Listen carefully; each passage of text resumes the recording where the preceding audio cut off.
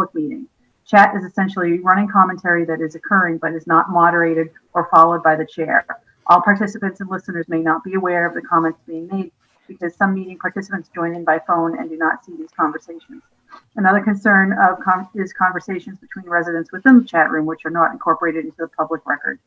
In response to these concerns, the town will implement the following changes, which in no way prohibit any member of the public from participating in discussion and sharing information during a public meeting, and will ensure that all listeners and participants have equal access to this meeting. People that join the Zoom meeting are set so their microphones are muted. If you call in by phone, please use *6 to mute or unmute your phone so that the meeting can occur in an orderly fashion. We ask that people who join keep their microphones on mute so that background noises do not interfere with the meeting. If you wish to participate in the meeting, please use the raise your hand function available on Zoom. And if you've called in by phone, use dial *9, which will activate the raise your hand function. The meeting host will notify the chairperson of the raised hands, and the chairperson will determine whether and when to allow public comment. When called upon, participants will unmute and state their name and an address, and after speaking, we request that the participant return their microphone back to mute. So just also so everybody understands, we have some public hearings this evening, so please keep your hands down unless you are asking a question regarding the public hearing. So at 7 o'clock, we'll start the public hearing, 7:02, start the public hearing of Boxborough and Coughlin with James Basil, a variance request.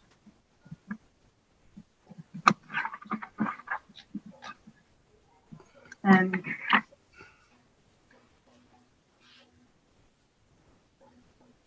are you James? We can't hear you, James.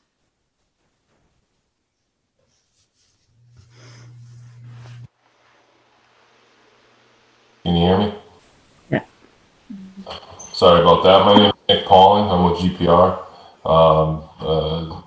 I'm the design engineer for the plan at Boxborough and Coughlin. We're before you tonight asking for relief from the local regulation 27 for fill requirements for replacement of fill relative to a leaching area within 10 feet of a property line, as well as use of an impervious barrier.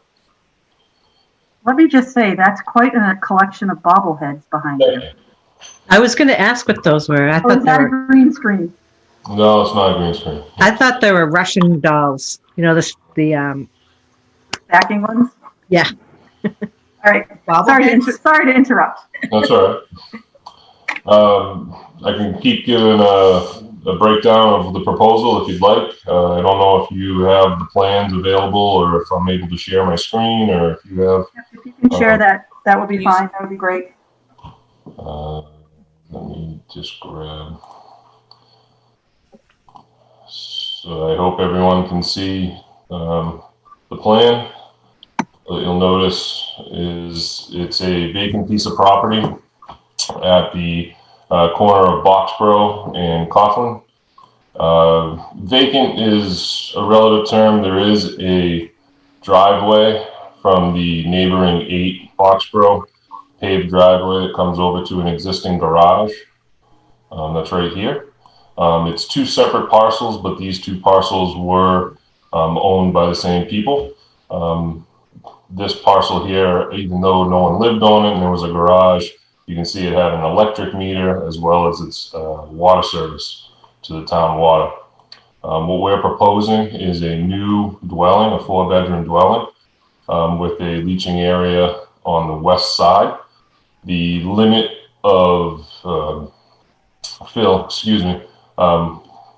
in question is on this left side, which even has a dimension of being within 7 feet of the property line, even though we continued it to ensure there was a swale to allow water to continue in its natural flow path. What you'll also notice is that the system sits on a relatively flat spot, and then we have 3-to-1 with this dark dashed line here being an impervious barrier, where then the slope switches to a 2-to-1 to catch up the grade. That 2-to-1 catches up the grade just as the site generally falls off to the south. What you'll notice is that we did that at 2-to-1 so that we could restabilize it, but that is actually 11 feet away from the southern property line down here. That's really it. That's the request in a nutshell. I can certainly answer any questions that the board has, or expand on anything that you have any questions about. Anybody from the board have any questions?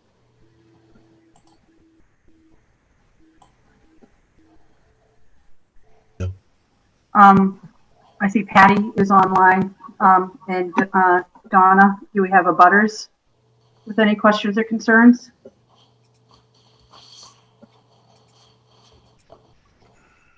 Janet, anybody raising their hands? And my question. Yep, sorry, I'm looking. I guess I also have a question about the reserve. Is it going to be within the in between the existing leach field? Yes, the reserve is the dash trenches here between the primary. Okay. And the 11 feet here down at the bottom is actually where the reserve grading would come within the property line. Donna Trainer had her hand Here up. anymore. Okay, Donna? One with that mute button over on the far left.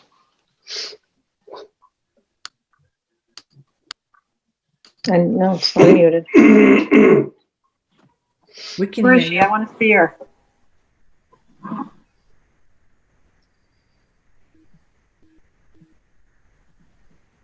Donna? Two options in the top right. Top. No, We can hear you. I guess we're maybe recording, No, we can hear you, Donna. Donna, we can hear but you. we can't hear anything. Oh,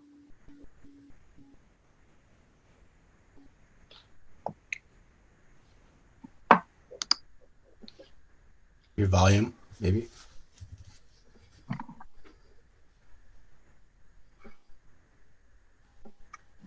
While we're waiting, does somebody want to, well, want me to read Jim's notes or?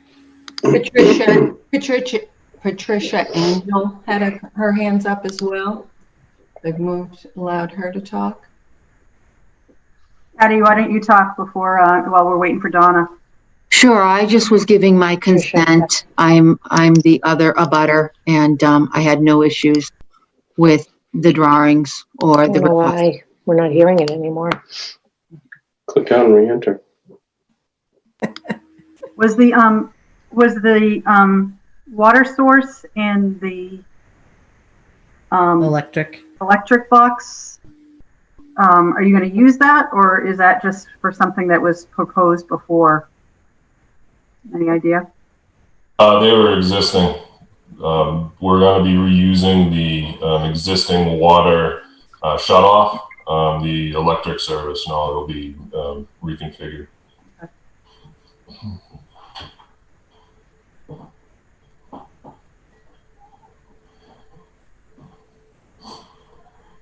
Do you want me to Want to read Jim's notes? Sure. These are the notes. Jim Griffey. The applicant is looking to build a new house on this lot. The lot has a few challenges: ledge, slope, and irregular lot shape. It has a lot of challenges to the design of a sewage disposal system in full compliance with your regulations, even though it meets most of them.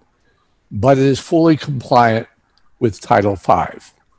The designer has found a location with adequate soil, and the proposed design complies with Title V and your regulations, with the exception of the required variance fill within the lot line. The site also needs a barrier to help with the breakout grading. Barrier use requires your approval. That means our approval. This site will be served by town water. I don't have a problem with the approval of the applicant's request with the following conditions. 1, prior to signing a permit for the site, the applicant must comply with 310 CMR 15.010. The lot, which contains the existing house, must have Title V inspection, show that a replacement system can be placed on the site, and this lot can't be made less compliant. 2, the side slopes must be permanently stabilized prior to the issuance of a certificate of compliance.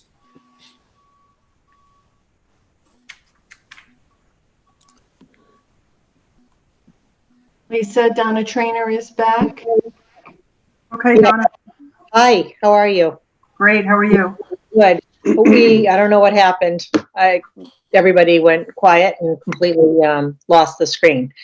Anyways, we don't know what Patty had to say. Would you be able to tell us that? Patty was all set with, was fine with the approved, or with the design. Okay, all right. The only thing we're concerned about, and Aiden, my husband, did call and talk to someone today, is if anything changes as far as drainage into our yard, who is responsible? If there's any drainage or anything that, next year that we find because of the septic system or because of the fill or anything else, who would be responsible for that?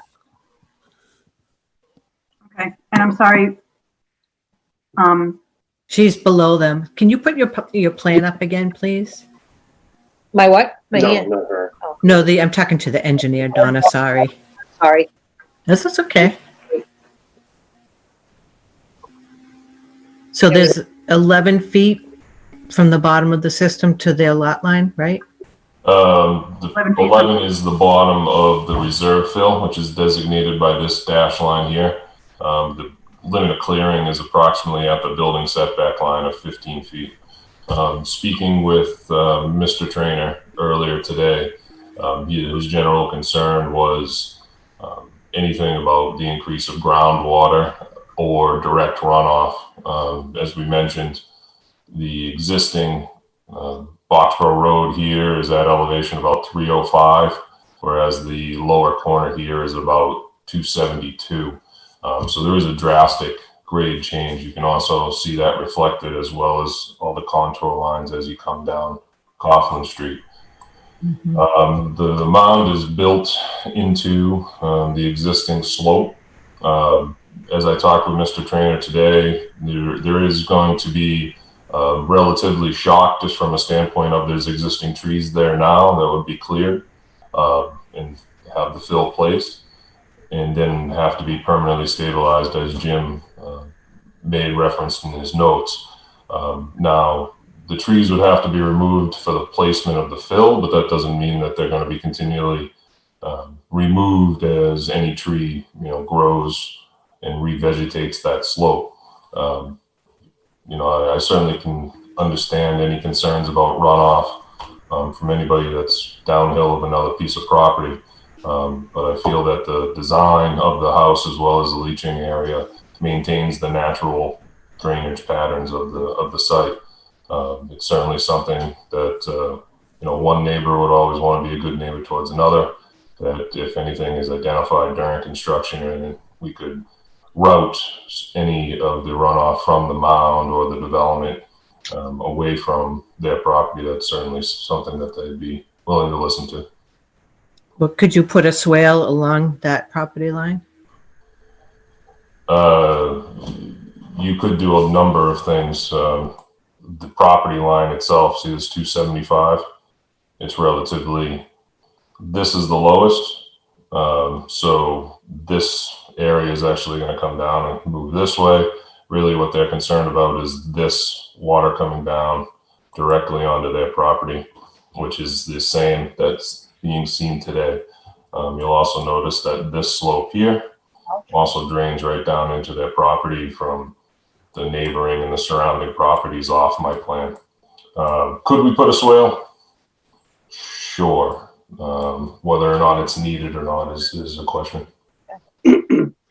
Anna, do you have issues now? We This is have Aiden.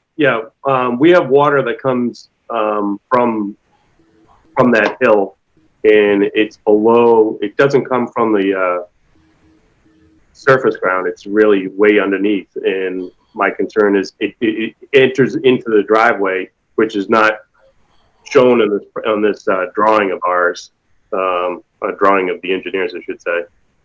In right above where it says, I think it says NF, there's a driveway right there, and we get a lot of water in that area that runs down to your left from there.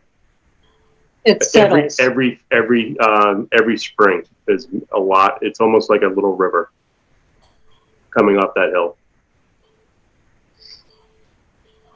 I just don't want it to go into my, where they don't show in this drawing is they don't show our foundation in reference to the property line.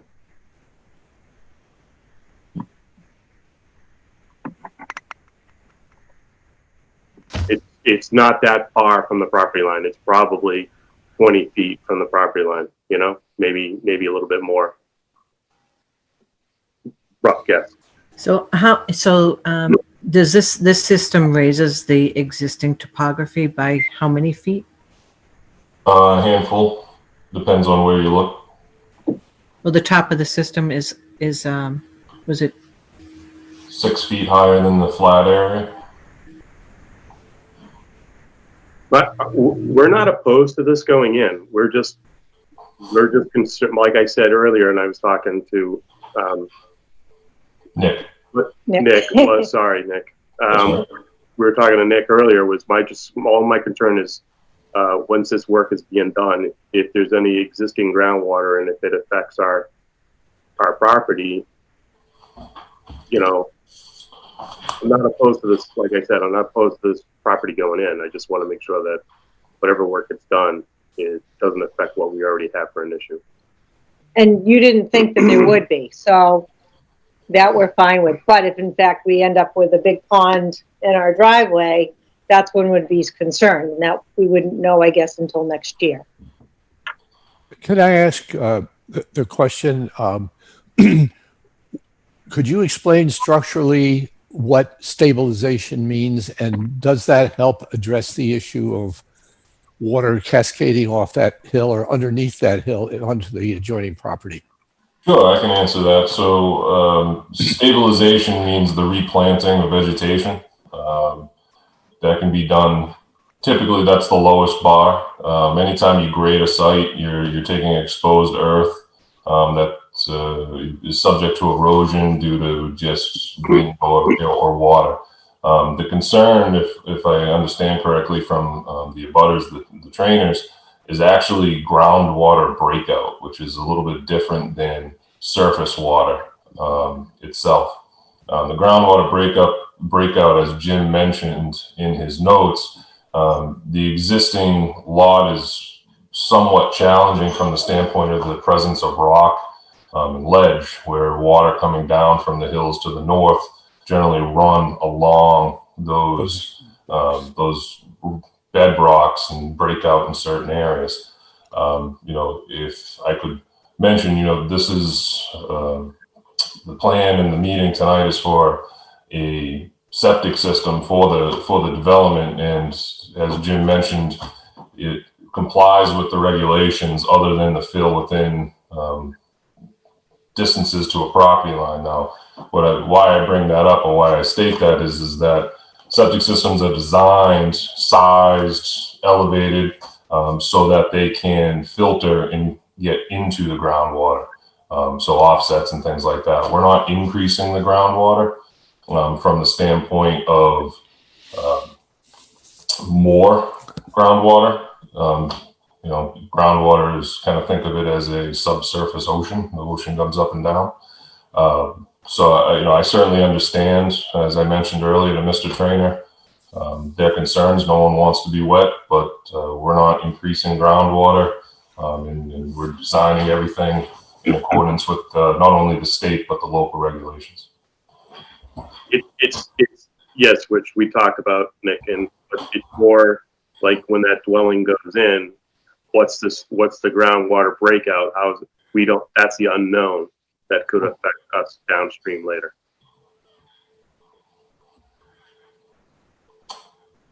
Mrs. Chair, if I could just add one more thing to that.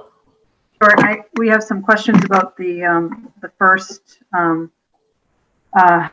condition that Jim is talking about too. So go ahead.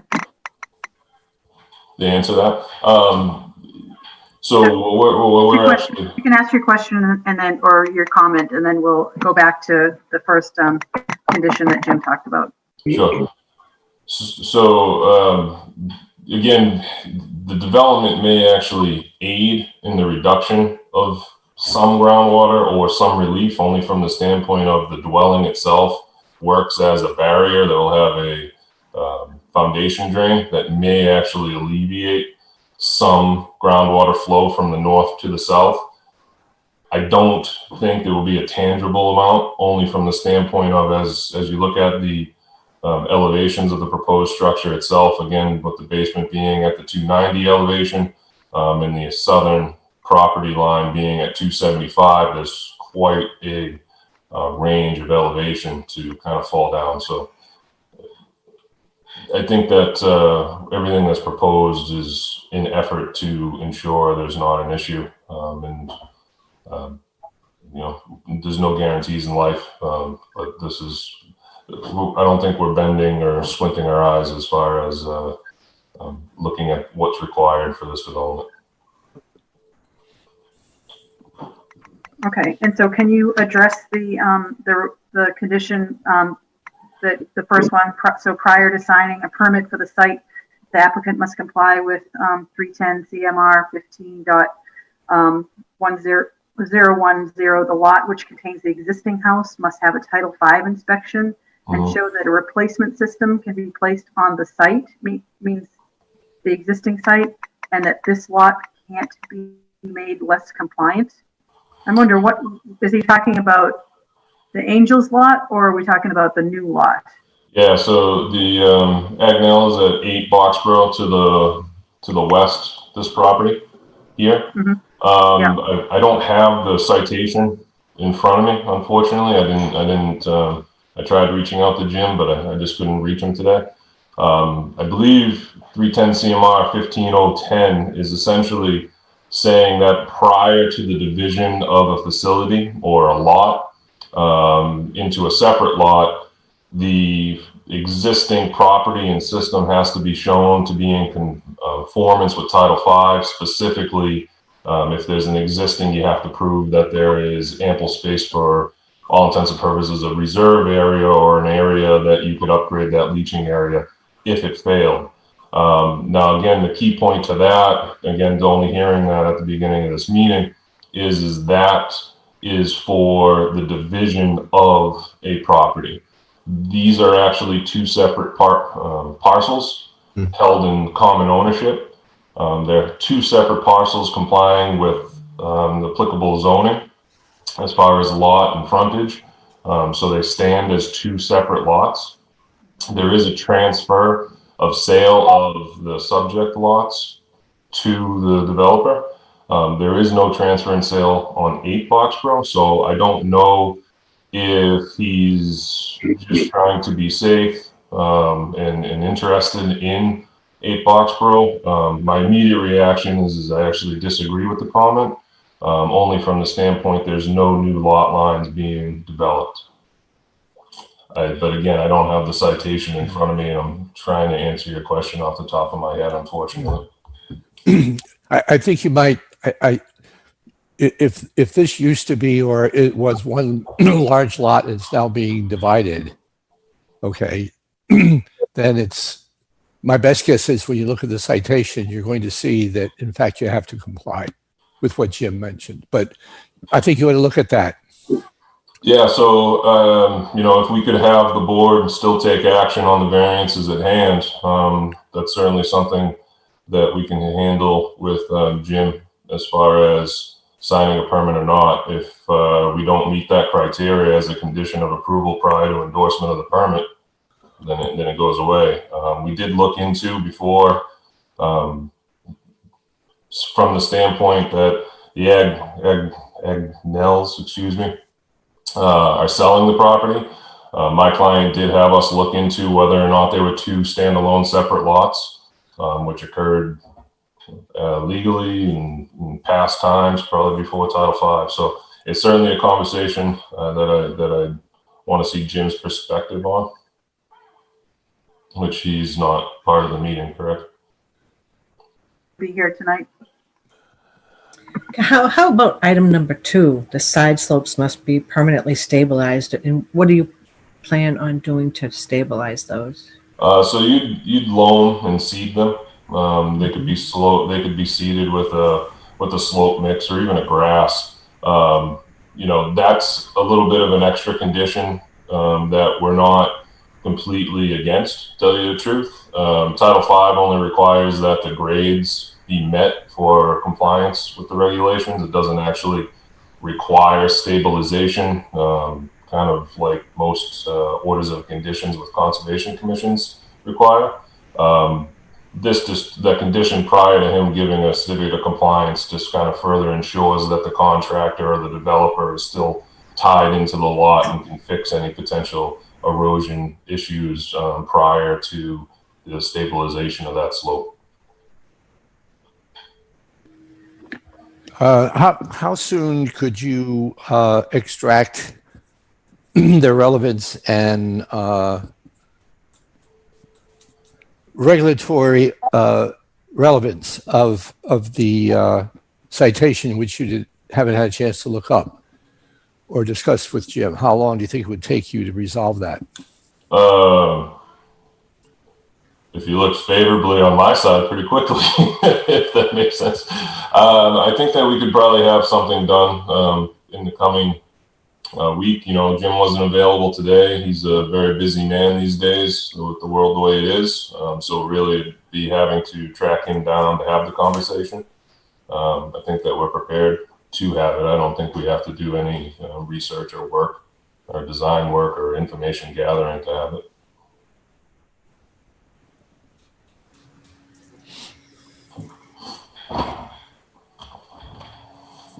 All right, does anybody have any thoughts on the matter? Lisa, if I may. Sure, Kevin. James, is there a storm drain in the street on Coughlin that you're aware of that might help eliminate the runoff issue that the trainers are concerned about? Nick, I'm sorry. Again, not that I'm aware of. But their comments are more from the groundwater breaking out of the ground at a lower slope, a lower elevation than the road itself. There are some catch basins here up at the corner of Boxborough, but again, they're Too high. 30 feet higher than their property. There is some at the very bottom, half font down the page. Yep, keep going. That's all. Yeah, but there is one on the next lot next to ours, right there. There's two actually, one across from each other. And we are okay with this. This is not, we're not worried about building or anything like that. We're just in the future, that's all. But it sounds like you have things under control.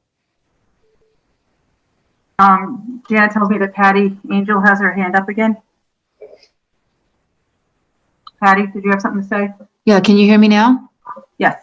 Okay, so in front of me, I had 2 book pages that had lot 1 and lot 2. And I didn't know if that could help, but they are 2 divided lots. And they have each their own lot description and book number, page number.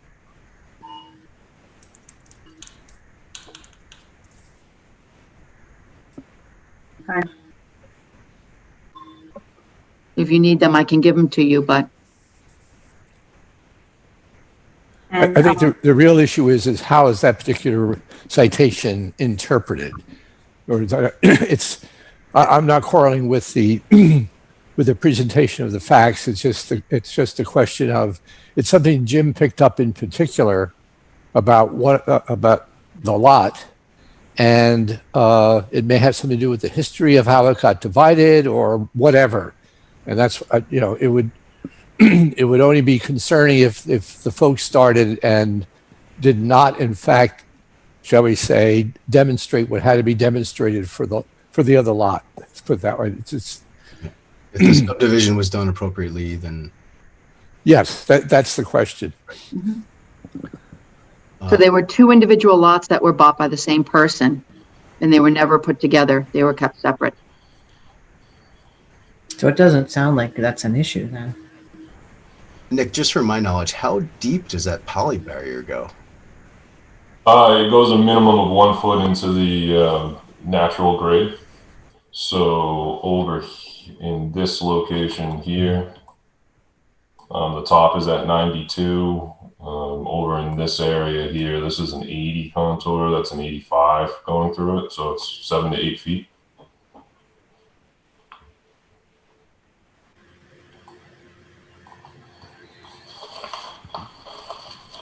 So what do you guys feel like? I'd like to add the swale as a condition too for the neighbors, for the abutters. The bottom of the lot. And I guess after. Can that swale be at the toe of slope? I'm sorry? Can that swale be at the toe of slope here? I only ask because Before the trees, yeah, so you don't have to take down any more trees would be good. That's why I asked. If we say that it has to be along the property line, then this area here is trying to be maintained. Okay. All right. Yeah. So I guess along the design of that. Yeah. And then, guys, can we approve it with just the stipulation that they talked to Jim about that first condition? Sorry, was that a question to me? So moved. I'll make a motion to I think approve that- the permit for the property on the corner of Boxborough and Coughlin, with the exception of the property or the engineer and the owners to confirm the item number 1. Following the condition. Yep. And also there's also the second thing. The other condition is permanently stabilized prior to the issuance of certificate of compliance. Yeah. There's actually 2 items Yeah. on there. And fill within the lot line. Yep. Louise, do you want to say that again? Okay, I make a motion to approve the permit for the property at Boxborough and Coughlin, the intersection of Boxborough and Coughlin Roads, as long as the owner and engineer confirm the 2 stipulations one about the lot being a separate lot, and the other one that the slopes will be permanently stabilized And filled within the lot line. and filled within the lot line. I'll second that motion. Okay, we'll do a roll call. Kevin Baker, Kevin Baker, yes. Louise Nichols, Louise Nichols, yes. and Mike Zeldin, Mike Sheldon, yes. and Lisa Flanagan, yes. Oh, what about the swale? We didn't add the swale in. Add the swale to that, Nick? Could I ask you a question about the swale? Excuse me. I'm sorry. I don't mean to prolong the agony, but it looks as if the purpose of the swale is to reduce the water coming to an abutting property.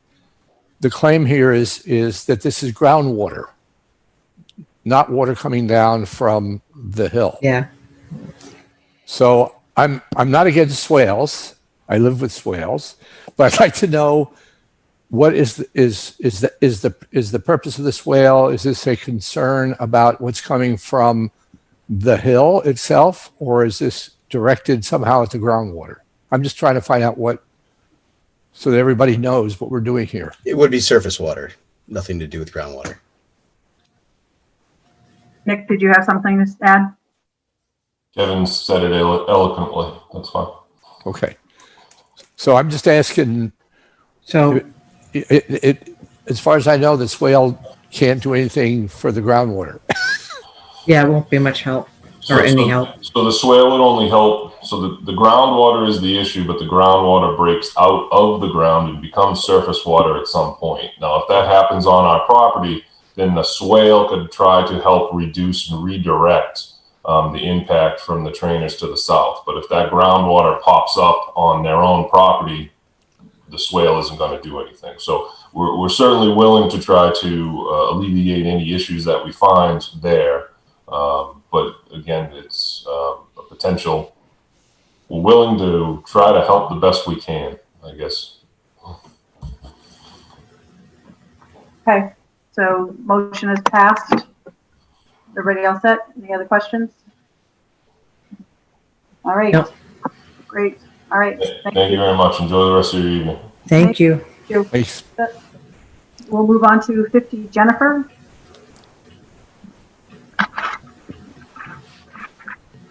Wait a minute. That's, yeah, 50, Jennifer.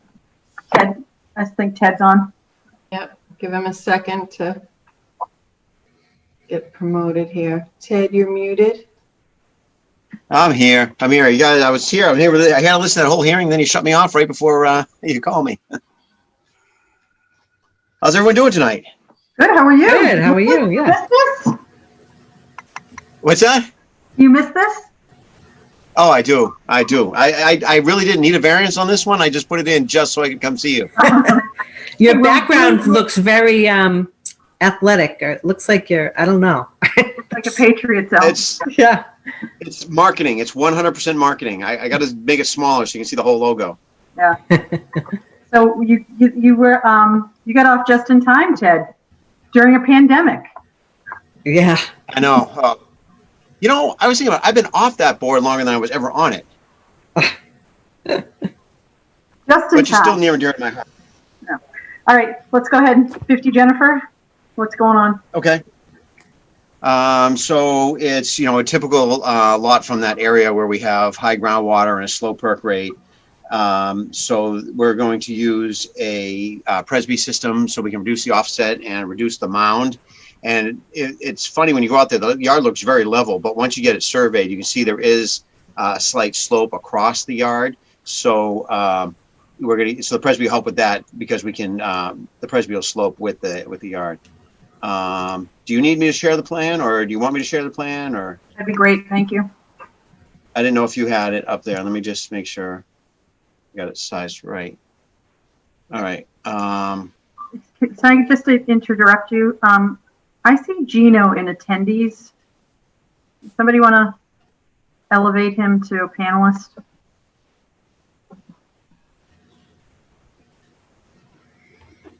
All right, go ahead, Ted. 20. Okay. So down here, you can see is Jennifer Street. Here's a single family home here, full basement here. Over this is more of addition area, a garage and a screened porch. So those don't have the full foundation. The existing system is a pit out in this area. There may be some lines coming off that to some sort of field. We haven't dug up that too much yet, but obviously it's within the system, so it'll have to be removed, whatever we do find. We did a perk test in deep holes out here, very high perk rate, 60 minutes per inch. So as I said, there's a slope coming across the, see, I can zoom in. So there's a slight slope across the yard. So we're running it kind of the way we didn't expect to, so that we can take advantage of that slope. Normally we'd put it somewhere across there, but we're having it cross slope, and like I said, using Presby to reduce the mound area, the mound height. And then we're going to come out of the basement here into a septic tank and to a pump chamber and pump it up here. You can see that there are no plans for an addition, but I thought that, if I put the septic tank right here, the buyer's going to say, why'd you put the septic tank there? I want to put on an addition. So there's room to square off this part of the building and still maintain 10 feet from the septic tank. So I just realized one of my variance requests is worded, is not completely worded. So my second variance request there is to request relief to allow the septic tank and pump chamber invert to be less than 12 inches above estimated seasonal high groundwater. I've got it at a little over half a foot. We may be able to do more. We are planning to raise this building sewer to get the septic tank higher out of the ground. But we don't want to say raise a foot and then have it not make it. So we think we might be able to get a couple more inches out of that to reduce that variance. And then the other variance request is to reduce the offset from groundwater.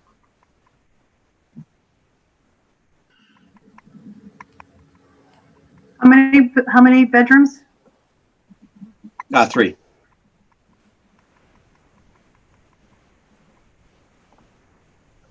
Any questions, anybody? No question.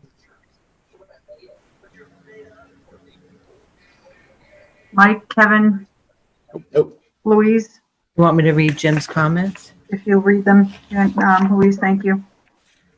50 Jennifer Street, the sewage disposal system for the site would be considered in failure due to the estimated seasonal high water table and the depth of the existing leaching area. Soil testing was conducted and an area was found for the installation of a replacement system. The water table on the site is high, 22 inches below grade, and the perk rate was large, 60 minutes an inch. The perk rate and water table information will result as a large system which will be above the ground. In an effort to limit the height of the mound and the necessary breakout grading, the applicant is requesting a reduction of the offset from the leaching area to the water table, 4 feet required to 2 feet requested with the use of a Presby system. He's also asking for a reduction of the offset between the tank outlets and groundwater. This is necessary because the existing building sewer can't be raised. The site is served by town water and the system will be 100 feet from wetlands, and the groundwater offset reduction will allow the lot grading to avoid shedding surface water onto the abutters. I don't have a problem with the request. So do we have any abutters on tonight at all, Janet? Anybody raising their hands? I don't see any hands raised. Everybody else has already gone through this. All 3 abutters have systems up above. Not that that stops them from being here, but it's, they probably understand what's going on. Okay, does anybody want to make a motion? Make a motion to approve the system as presented. I second it. I'll do a roll call. Kevin Baker, Yes. Gino, Yeah, second. Thank you. Louise Yes, Nichols? Gina, yes. Louise Louise Nichols, Nichols, yes.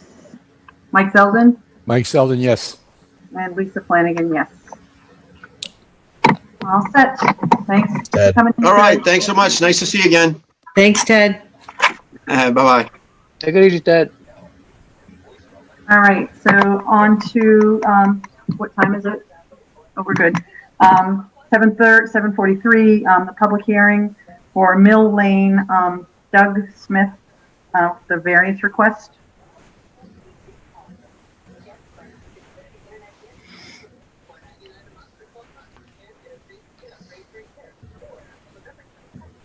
Doug, you can go ahead. You're on mute.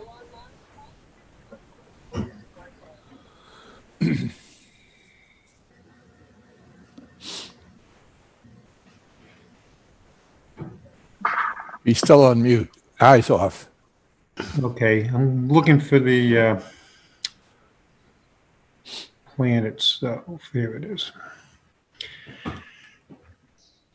Okay, this is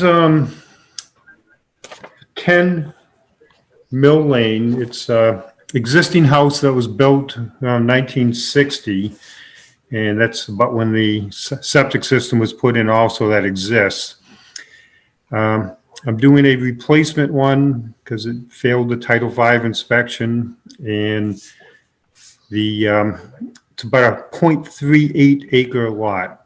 It's on town water, and right now the existing tank is pretty close to where I'm putting in the replacement new 1,500 gallon tank. And Excuse me, Doug, do you have a plan that you can show us? yes, do you not see it? I put it into, it's on my screen to share, but maybe, Your screen is off. okay. You're not sharing, your video is off. Okay, hold on then.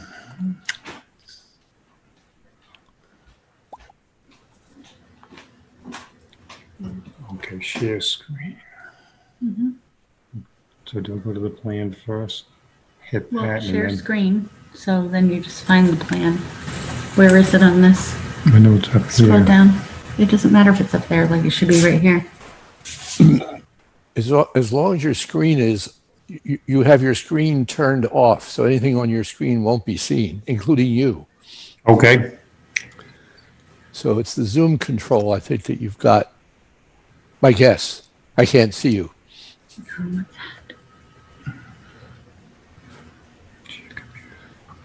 Are you using a Mac or Windows? Windows 8. Let's see. Okay. So it's going to be somewhere in your, either in something called preferences or settings. From the very beginning, you did not turn on your camera. Your camera's not on. Get that open.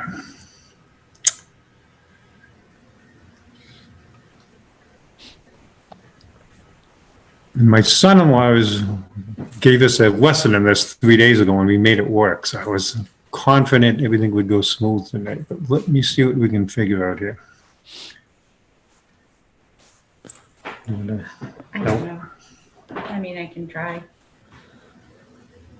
What is this? We have time to approve some minutes.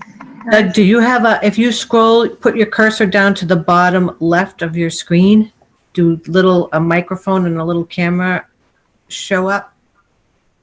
An icon? Yes. There you go.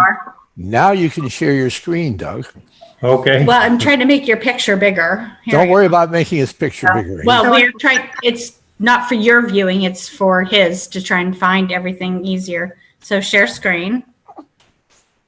And then Yeah, I should be able to. Thank you, Louise. You're welcome. I know it's up here, but as far as finding it.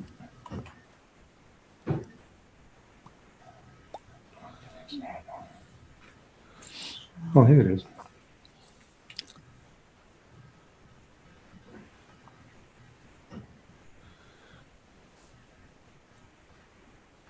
Okay, did you see the plan now?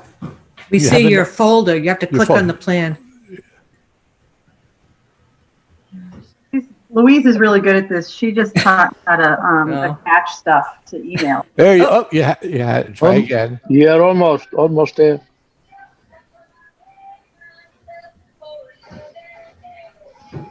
Double click.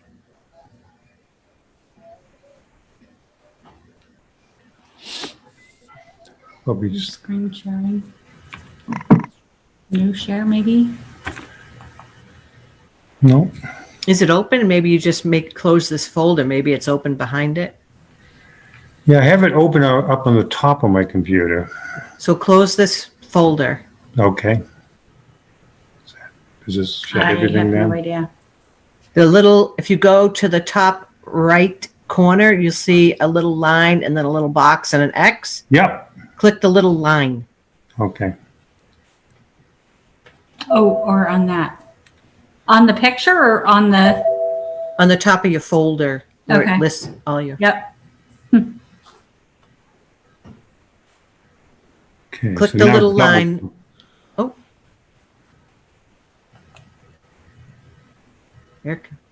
Something's happening.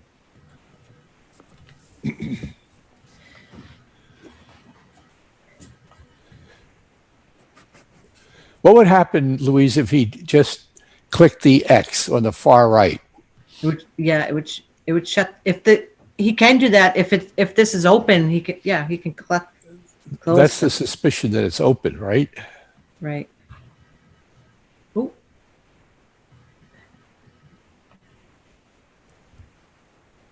Do you see that is it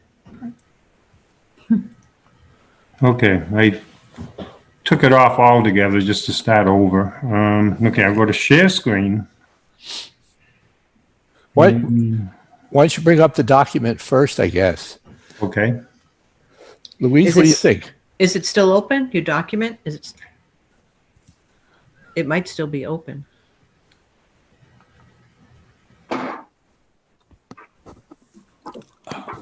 Do you have a taskbar at the bottom of your screen? I did, yes. Do you see a icon for a PDF down there?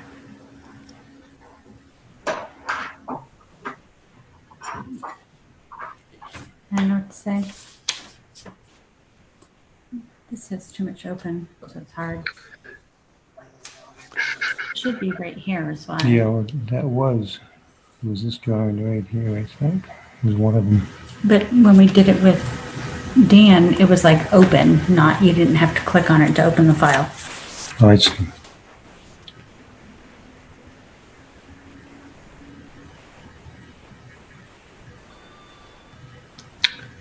So on the bottom, let's see, participants, share screen, record. Yeah, so you click on share screen.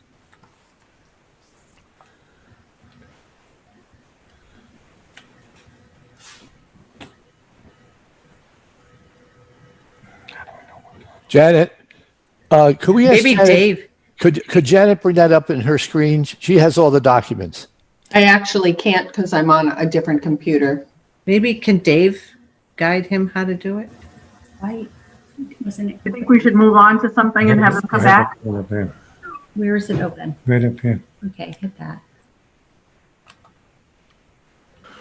You guys mind if we switch and start doing the public hearing on Ivy Road and come back to Doug?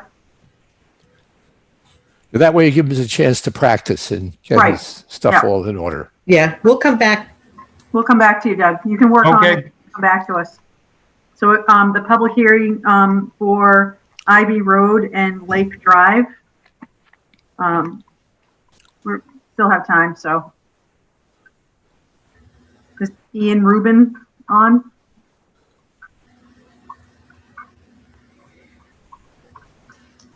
I'm pulling him up.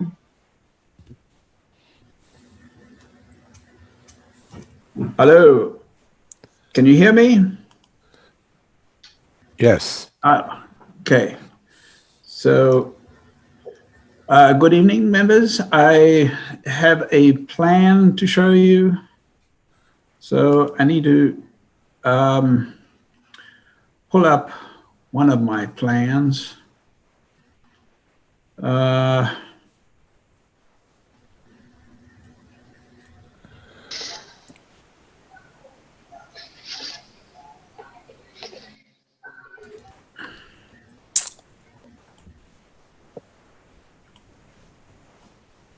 Can you see this plan?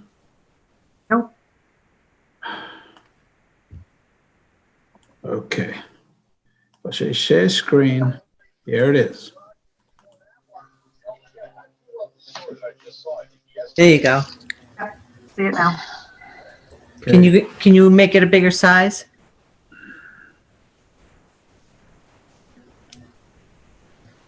What are you, just X on the files, Louise? You click that top right corner, click on the square and there's three symbols. Yes. Click on the middle one. That will make it bigger. I see three dots. Maybe I can do it. No, that's your screen. So there's a line, a square, and then an X at the top right corner of your PDF of your plan. Yeah, but yeah, I know what There you go. You just did it. Oh, You got it. Lost it. Almost there you go. right there. Okay, that's good. Yeah, it's a little strange because I got two screens here. So you're looking at my second screen, but anyway, and you can see. I can't see what you're looking at, but I can certainly blow that up. There you go. That's awesome. Good. That's cool like that. Well, what I'm presenting here is on a small lot, this little lot on the corner of Ivy Road and Lake Street, Lake Drive. We are putting a 2-bedroom house because that's really all you can fit here, with town water and the septic system. I can also show you all the details, but this is a gravity feed. We have to have a retaining wall because of the size of the lot. And it does slope downwards. As you can, if you look down here, here are wetlands belonging to the town of Littleton Conservation Commission. So obviously we have to file with conservation once we have an approved plan. We do have a straw wattle barrier within the 100-foot buffer. And we are driving in from Ivy Road. It's a small house. It's got a small little portion of basement. The rest is all slab. The house is 10.5 feet away from the trench. The basement is 20.5 feet away from the first trench. And here's a garage.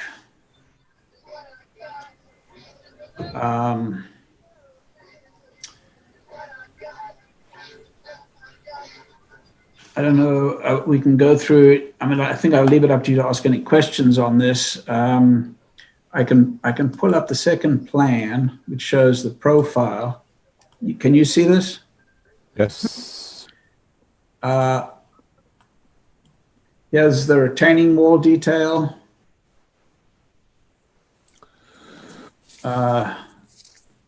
Here's the scaled profile, showing a retaining wall and the system 10 feet away from the retaining wall. Okay. So is this going to be a conventional system or is this a Presby system? No, this is conventional. This is a new system. So we conform to standard design. It's 2 trenches with reserves in between. How tall is your retaining wall? Excuse me, sorry? How tall is your retaining wall? How high? There's 3 feet exposed with ground on the outside to only have 3 feet exposed. The full height is about 5 feet. It goes from 256 to 262. That's 6 feet.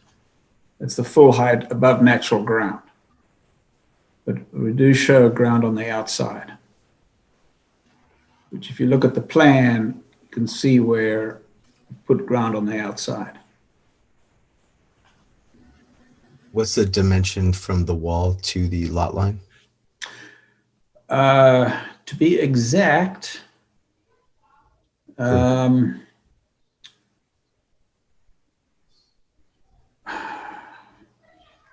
well,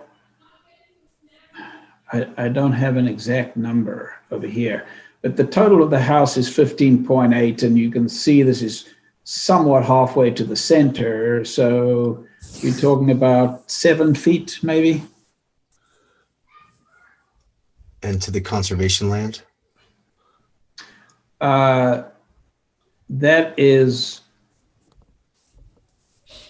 looks like 15 feet. If that's close to 16, this is more than 16 feet.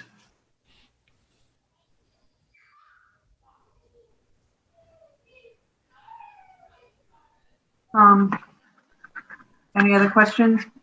Does somebody want to read Jim's? Kevin, can you read Jim's notes? You have them? Yeah, let me dig them up. And there's also, I think we have a letter from an abutter that Letter from an engineer. From your engineer. It's 4 pages long. I did not get a chance. I just got it today. So, right. I did go through that letter. Okay. Kevin, can you I read can read it if you want me to. No, Kevin, can you read Jim's notes, please? Sure thing. The applicant is looking to build a new house on this lot. The lot has challenges: small lot, wetlands, high water table, and high perk rate. To the design of a sewage disposal system in full compliance with your regulations, though it meets most of them, but it's fully compliant with Title V.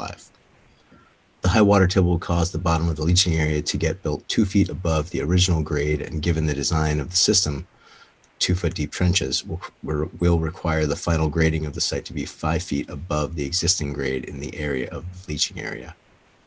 The lot area is small, and to meet the breakout grading, the applicant is proposing retaining walls on 3 sides of the system. The house foundation will catch it on the 4th. The retaining wall and the fill will be within 10 feet of the lot lines, which is the reason for the variance request and approval of the wall. I believe the applicant can meet the intent of your regulations with the design presented, and if you approve the variance request, I would recommend the following conditions are met. Number 1, the applicant must provide evidence the wetlands determination is acceptable to the Conservation Commission. Number 2, the grading along the retaining walls must direct surface water away from the roadways and to the back of this lot. Number 3, the builder of the lot must submit their proposed house plans for approval to ensure they meet the size and foundation elevations required to comply with Title V.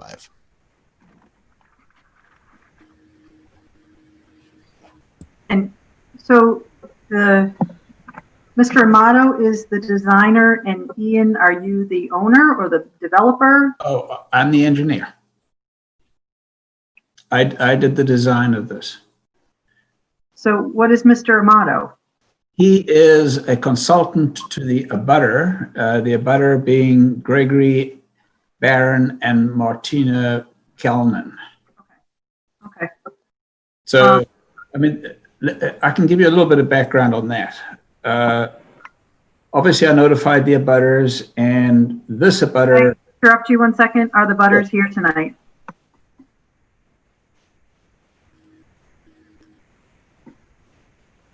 I see, yes, oh, okay. Sorry, they were under a different name. Here we go, hold on.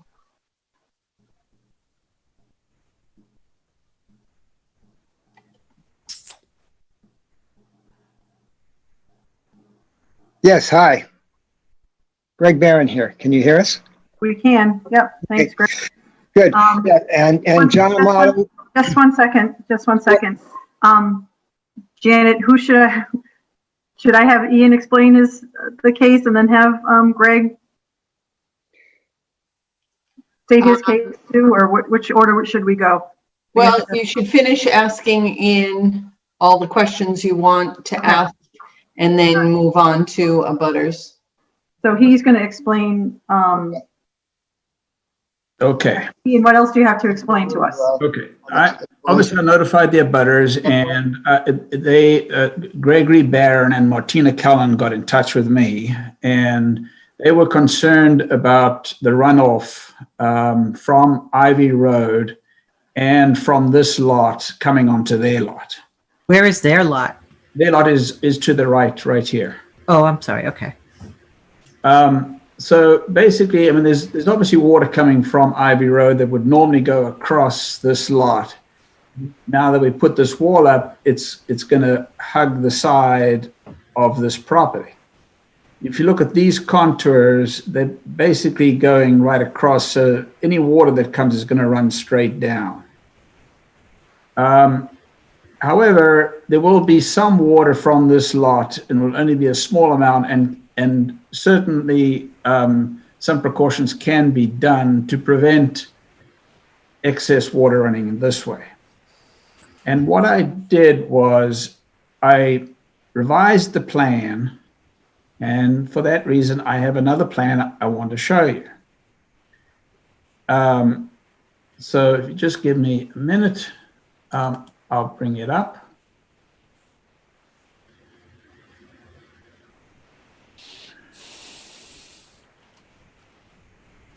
Here's the revised plan. So what I did was I put a trench drain along the side here. This is a 2x2 trench drain with stone in it and a 6-inch perforated pipe that would come out at daylight, but the end of the pipe would be covered with stone to dissipate any energy from the water. So it'll trickle out. So what this does is water that does come down from the house or from the site would be collected and kept onto the property itself and then drained down this way. So that's what that's there for. What it also does, any water that comes from Ivy Road would feed this trench drain as well. Although obviously it can't take all the water from Ivy Road, it at least does divert it somewhat from going onto their property. Their concern was where their cesspool is, and I have learned that the distance from the property line to the cesspool is about 30 feet. So 30 feet would be about over here somewhere. And that's a substantial distance from this property to have any of that runoff cause their cesspool any substantial damage. However, they did consult an engineer, and you have that letter which you can read. So obviously, if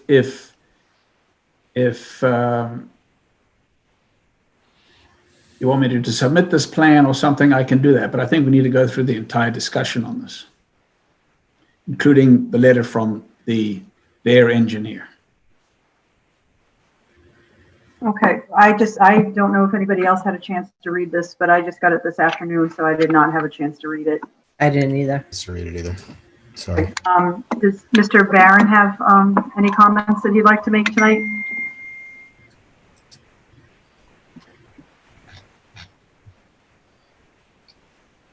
He has his, he's muted. Greg, can you unmute, please? I can unmute. Hello, yep. Okay. What I would like to do is I'd like to let John Amato, the engineer, explain it to you. He can do it a whole lot better and more technically than I can. Okay, Mr. Amato? Hello, can you hear me? Yes, we can. Excellent, excellent. Good evening, and thanks for squeezing me in. Let's see, probably a good thing to do would be to share my screen. Can we make that happen? You can do that. Yep.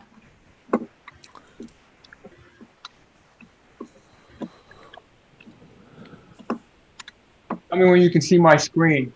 So, You have your video turned off, your feeds turned off, your screen's off. what's turned off? Your video. Your You at all. video, your You know what? He's not as a panelist. He's only as a talking person. Let me see.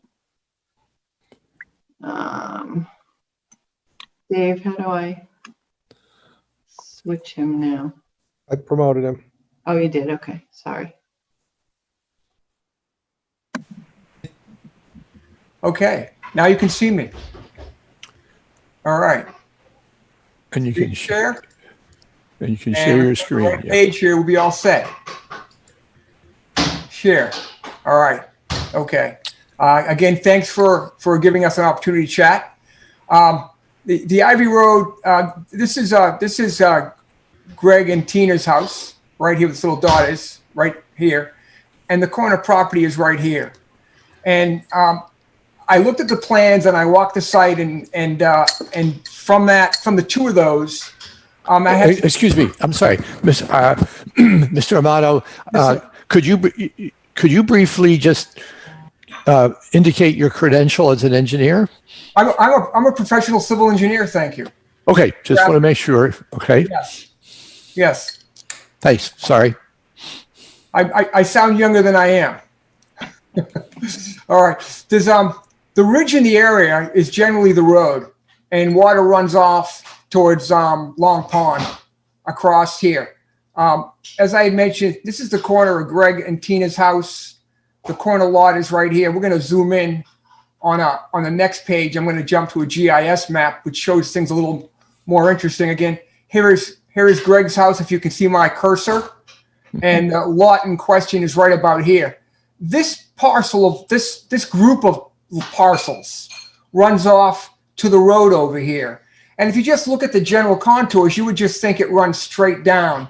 But in reality, what happens is the water runs down from the road through these parcels and hits Ivy Road and turns this way along the roadway because of the landform created in the roadbed. And I'm going to show you some photographs to show you. This is looking from, I'm going to go back one page. This picture is taken looking in this direction, and I can't see the road over here, the name of the road, so I apologize. But this road here will be the road to my right in this photograph. And if you look close, you can see there's the grade is here for the road. This drops down on this side. Greg and Tina's house is over here, and this grade jumps up. And actually this acts like a shoulder, an elevated shoulder that keeps the water from this area running down towards the lot. I'm going to go to the next, and this is looking the other way. And again, you can see the elevation here is lower than the shoulder. So no water from Greg's property, Greg and Tina's or from up here runs onto Greg and Tina's property. What it does is it runs down here and weeps into the proponent's property down here. We're going to go to the next page and let's see what we got here. Hey, beautiful. All right. I took Ian's plan and I marked it up. I apologize, Ian. But just to kind of make some sense out of what's going on. The cesspool, and I didn't measure it. It's about in this area over here. I didn't measure it. I didn't have time to measure it. There's a ridge, a high section of land along the south side of Ivy Road. And what it does is it directs water to here, water from the properties across the street from the proponents. It comes down and flows through here. A portion of it runs down here, but there's a portion that runs over here. And if we go back to the Mass GIS, and if you can envision the small piece of property over here is maybe 1/8, maybe 1/10 of what's contributing off-site through that property. So that piece of property is a major flow path for runoff from here. Runoff out in this section runs off to Lake Drive and goes down. We're going to go back to that blow up of the plan. So none of this water comes to his house. None of this water is invited to the cesspool. None of the water gets to the cesspool. The only water that gets to the cesspool is groundwater. And from the testing that Ian had done, we have a handle on where that is. The addition of this dwelling and the site work associated with in the septic system creates a grade that forces water to come down here and pushes it this way towards Greg's property. Any water that hits the ground here is going to travel perpendicular to the property line, but it's also going to soak into the ground. Any water that soaks into the ground has the potential to increase the amount of runoff this property has been seeing or infiltration that this property has been seeing, thus increasing potential groundwater levels here. We don't have enough information to know for sure. But what we do know is that the parcel is in an area based on soil conservation mapping of woodbridge soils. And woodbridge soils have a low permeability rate. And you can see that in the design, and Ian had accounted for that. His design rate was based on 28 minutes an inch, which is a slow rate. And if you picture the cross section, the soil cross section, he has his A horizon and his B horizon, and then we have what the woodbridge soil is described as a dense layer, and that dense layer is tighter, less permeable, and you can see through that 28 inches an hour, 28 minutes an inch flow rate coming through here. I'm going to jump to the next plan, which has the section and some information. But before I go too far, there's some inconsistencies I'd like to see that Ian correct, because the datum for the soil test information doesn't match the datum on the survey. So this says 207, but the perk tests are about 252, 253 where they were taken. So there's some inconsistencies here. There's also some inconsistencies in the data listed here, and we're going to jump back, and the test pits and perk tests shown on here. They're not all the same. The 916 numbers have A, B's, and 3s, and in the soil log, they're a little different. So there's some consistencies that have to be coordinated. So we're going to jump over to this section, and thanks to the section, Ian, the profile. This is the property line, and these are all, I believe, about 2 feet, each one of these, maybe a little bit more. But this is 16 feet. The house isn't shown here, so I don't know where this is. But these are probably about 2 feet. You're about 2 feet. The wall is shown as a vertical wall, about 1 foot wide. The detail has a much larger block, which is 2 feet wide, and it steps up. You've probably seen a lot of these walls throughout Littleton and the area. This block in four courses will probably step back about a foot to a foot and a half. So from the base of the wall to the top of the wall, you'd have about 18 inches plus 2 feet. So that whole structure takes up about 3.5 feet. And it's not clearly shown on here. I know why this is drawn this way, because it lets you understand what the system is doing, but I'm more concerned with what topography and site plan is doing. As Ian had mentioned, there's a 6-foot grade change here from the property where Greg's property is about here, and we go up 6 feet. It's about 6 or 7 feet away. That's a substantial wall in that location. But what it doesn't do is it doesn't give you a lot of room if you take this wall into consideration to do the swale, to do the grading, to shorten the apparent height of the wall, and to put a drain in here. Things are quite tight in that location. We're going to jump back, and I apologize for jumping around, but we're going to jump back to that. Actually, John, can I interrupt you? Of course. We've already heard that Ian has provided a different plan with the drainage, and you've got a lot of technical information here that and inconsistencies that you are concerned about. So without getting too involved, I'm thinking that we might want Jim to look at this again, guys. Yep. Continue this. There's a lot going on here, and above my pay grade. Yeah, it looks like it was done back in 2014, 2016, and Yeah. maybe conservation needs to take a look at delineating again. Yep. So I think to all the parties involved, I think we'd like to continue this and have Ian submit your plan with the drain, and then John, if you can talk to Jim about what the grade is and what the water runoff and what was going to happen with this new grade. Okay. The new drain, because it's apples and oranges right now. Am I getting that right, guys? You think? Yes. Yeah. I apologize for trying to cover too much quick. Yeah. But I'm gonna guess it's late. It's a late night for you. No, it has nothing to do with late, but it just, there's, like it said, your letter I received today with 4 pages of technical information that I'm not qualified to make a decision on right now, and especially with the change that Ian has proposed too. So I'd like Jim to see that too. But you guys, if Ian, you can look at I don't know if Janet, we can send the conditions to the 3 conditions that Jim proposed for the existing plan, if he can work on that and have Jim take a look at everything and just continue it to another meeting.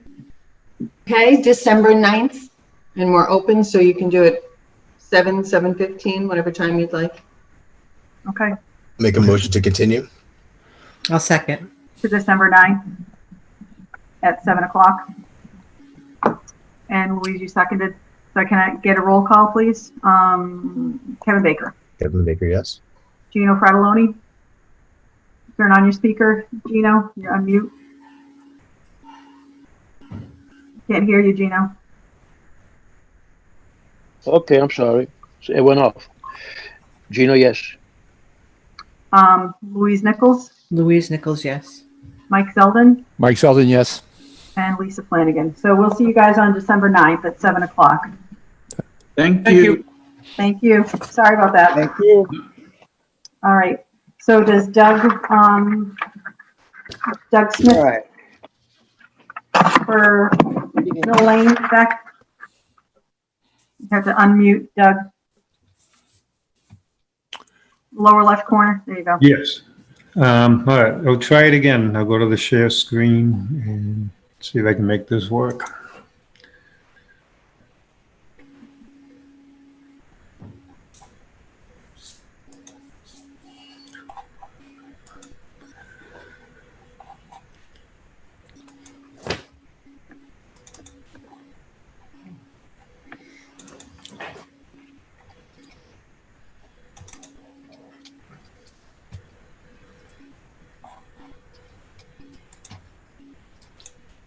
Guys, if it's all right, I was able to pull it up on my screen. I can.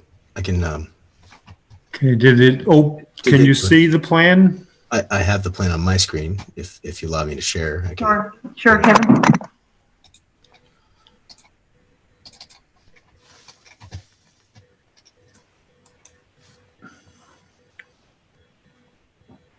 Can you see that? Yes. Okay. Can you make it a little bit bigger, Kevin? Doug, where would you like me to focus on here? On the Probably right to that would be perfect. We can see the plan view. So, thank you for being able to do that for me. No problem. So this is a 0.38 acre lot. The house and septic that exists now were built in the 60s. Failed Title V. I did 5 test pits all around the Presby area that you can see there. Some of the test pits, we actually hit some of the old system in the ground. That's why we did so many to really get a good handle on what the soils were there. And as you see the knoll to the left of the system, or I guess I should say going towards Mill, that's a little bit ledgy up on that hill. So this is really the only place a replacement system can go is where I've designed it. The 1,500 gallon tank that will go in is about the same area as the existing tank is now. And then it has a pump chamber after that. And to get everything to fit, I was going to ask for 2 variances. The first one is we had a 2-minute perk rate, 2 minute or faster, so we would need 5 feet of separation to the high groundwater. And I was asking for the allowed Presby reduction of 24 inches less than that to have the system 3 feet above high groundwater. And then the second variance is Littleton Board of Health, number 27, to do with no fill to be within 10 feet of a property line. And to get the 15-foot breakout in, it is within 10 feet. It's actually 5 feet away. And that particular boundary line is strictly woods behind it. There's a stone wall there that's probably 2 feet high in elevation all the way across that back boundary line. And behind it, there is no homes. It's all woods. So it really doesn't affect any abutters. And that's pretty much the best I can do on this lot to get a compliant replacement system for the people.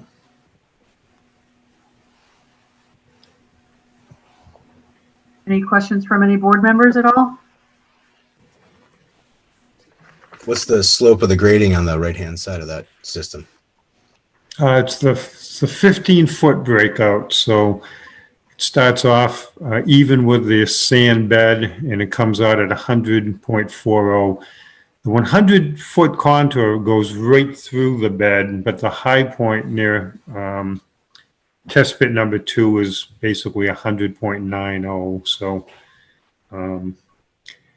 it's basically going to just be filling in the area some. The ground will only be coming up probably a foot to 18 inches higher than it is now at that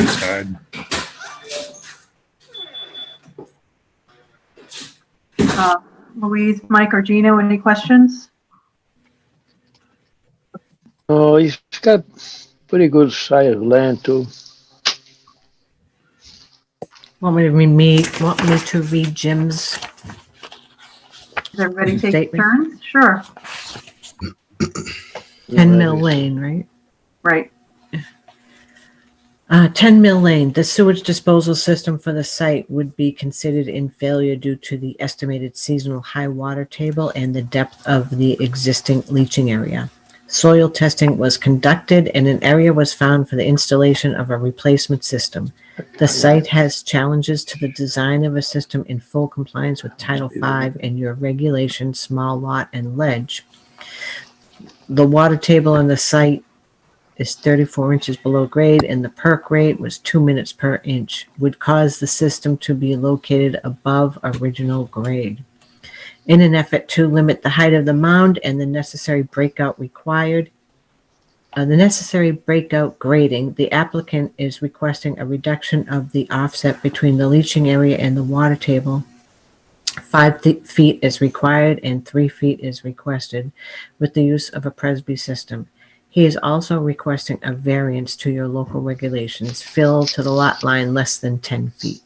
Even with the reduction requested, the breakout grading will get within 10 feet of the lot line.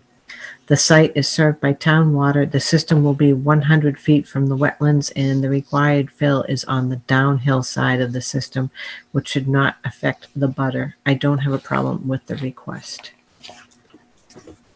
So any abutters here tonight?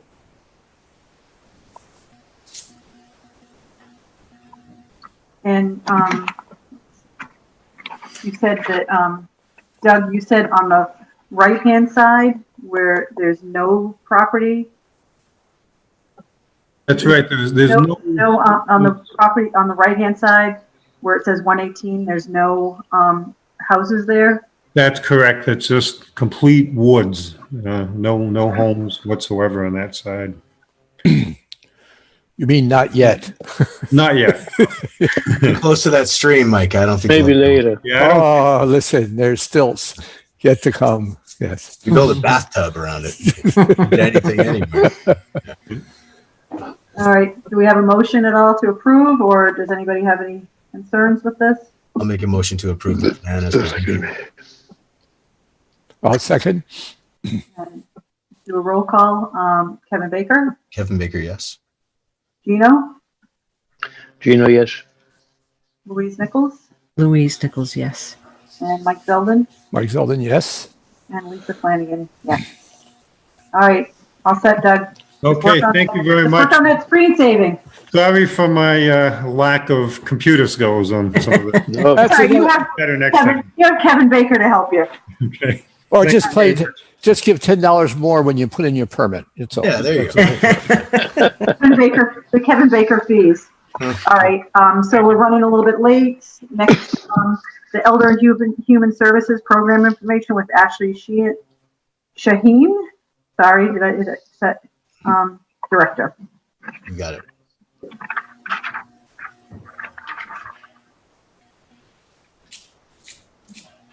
Hello. How's Hi, it? Ashley. Sorry to keep you waiting. Oh, no problem at all. So I shared with Jim our December program plans, and he suggested that I pop on to the call tonight just to share with all of you. And if folks have questions, feel free to ask. So working in aging services, we operate on a shared risk model. So providing the older adult the opportunity to choose for themselves based on their well-being, whether or not they want to participate in person or not. We are still going to be providing virtual opportunities for folks as well as having programs on LCTV, but we are trying to offer some very limited programs in December, 6 programs in total. I can share with you my screen, which covers our operation plan, if that's all right.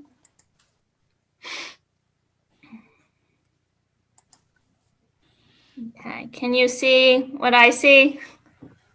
Yes. Okay. So just covering the facts. So we'll have the programs listed in our December newsletter. We have registration on December 1st for people to call and register for the programs that we have scheduled in the multipurpose room.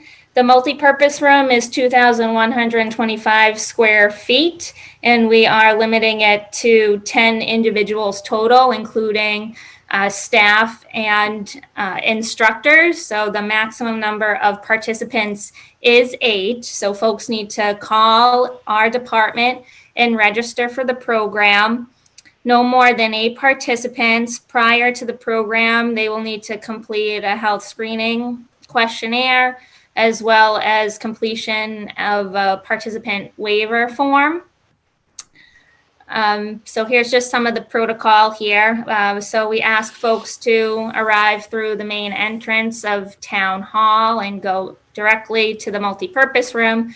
where we will have signage designated to where people can sit. And after the program is complete, they can exit by the door near the like the diner. So one way in, one way out. One way in, one way out, exactly. So it talks a little bit right here about it. And then before and after the program, I'll work with George, who's the maintenance director, to make sure we cover all of the cleaning that's necessary. And folks will need to wear masks throughout the program. And these are the programs that we have scheduled. So we have a Qigong class, which is really pretty static in nature, mostly done seated, but some moves done standing as well. And that's a 3 weeks class. So participants will sign up for 3 weeks. And then we also have an arts and crafts activity, and those are on 3 consecutive days, the first week of December. And each person will receive their own craft supplies at their own table, and participants are encouraged to sign up for 1 date only. So I don't know if people have any questions or concerns. Yep. I think I've got, and I'm just full disclosure, I'm an advanced member of this demographic. No. Oh yeah, I'm probably older. I mean, between Gino and I, we're probably the ancient mariners, right, Gino? Hey, I'm a young guy, man. Don't put me on the elderly side. Okay, sorry about that. Okay, You're welcome. I still love you, though. got a question for you. First of all, is this the first time? This is obvious. Is this the first time you were put in a position where you're going to be hurting this demographic? Herding being HERDING. What do you mean by that? I mean, have you ever worked with folks of this age in a group under this circumstance? During COVID-19? Yes. Welcoming programs back? No, December would be our first attempt at it. I have been in contact with regional council on agings and council on agings across the Commonwealth. They're all approaching it in a very similar way, in which slowly but surely, let's not cut and paste what we've done for programs before the pandemic and stick it into the schedule now. It's a slow, thoughtful process, and the procedures have changed as well. So people need to call ahead, register, complete all the necessary paperwork. Obviously, there's going to be more on staff to make sure that things are handled in an appropriate way to ensure the safety of everyone involved, because that's of utmost importance for everyone, making sure people are in compliance with the rules and the regs, and if not, needs to be addressed. Okay, so this is indoors, and you flip your screen off pretty fast, but I just want to make sure that. Sure. No, it's okay. No, it's okay. How long is the average activity? I was seeing stuff up to an hour. So an hour. The longest would be the arts and crafts, which is scheduled for an hour and a half. But again, everyone is distanced more than 6 feet based on the square footage of the multi-purpose room, wearing their mask. How many people can you allow to be on the multi? So we're having 8 participants in total. Ashley, what's the criteria for canceling? I did see that you were going to cancel, but are you going to go according to what the schools are doing, and you'll cancel if the schools have gone all remote, or just what's the? Yeah, so we're taking our measures to be cautious, but we certainly lean on the health department, Jim, and the Board of Health, as well as the town. If people are feeling uncomfortable about the plan, we'll have to cancel. I think that's something that people realize could in fact happen, especially as things change. We all know COVID is very evolving, and we don't know what tomorrow holds, but we can't stop planning ahead. Right. I think No, that's the fine. isolation, the isolation piece is huge, and it's Mhm. not a new issue. It's just with the pandemic, it shed more light on what it is and how isolated people are feeling right now.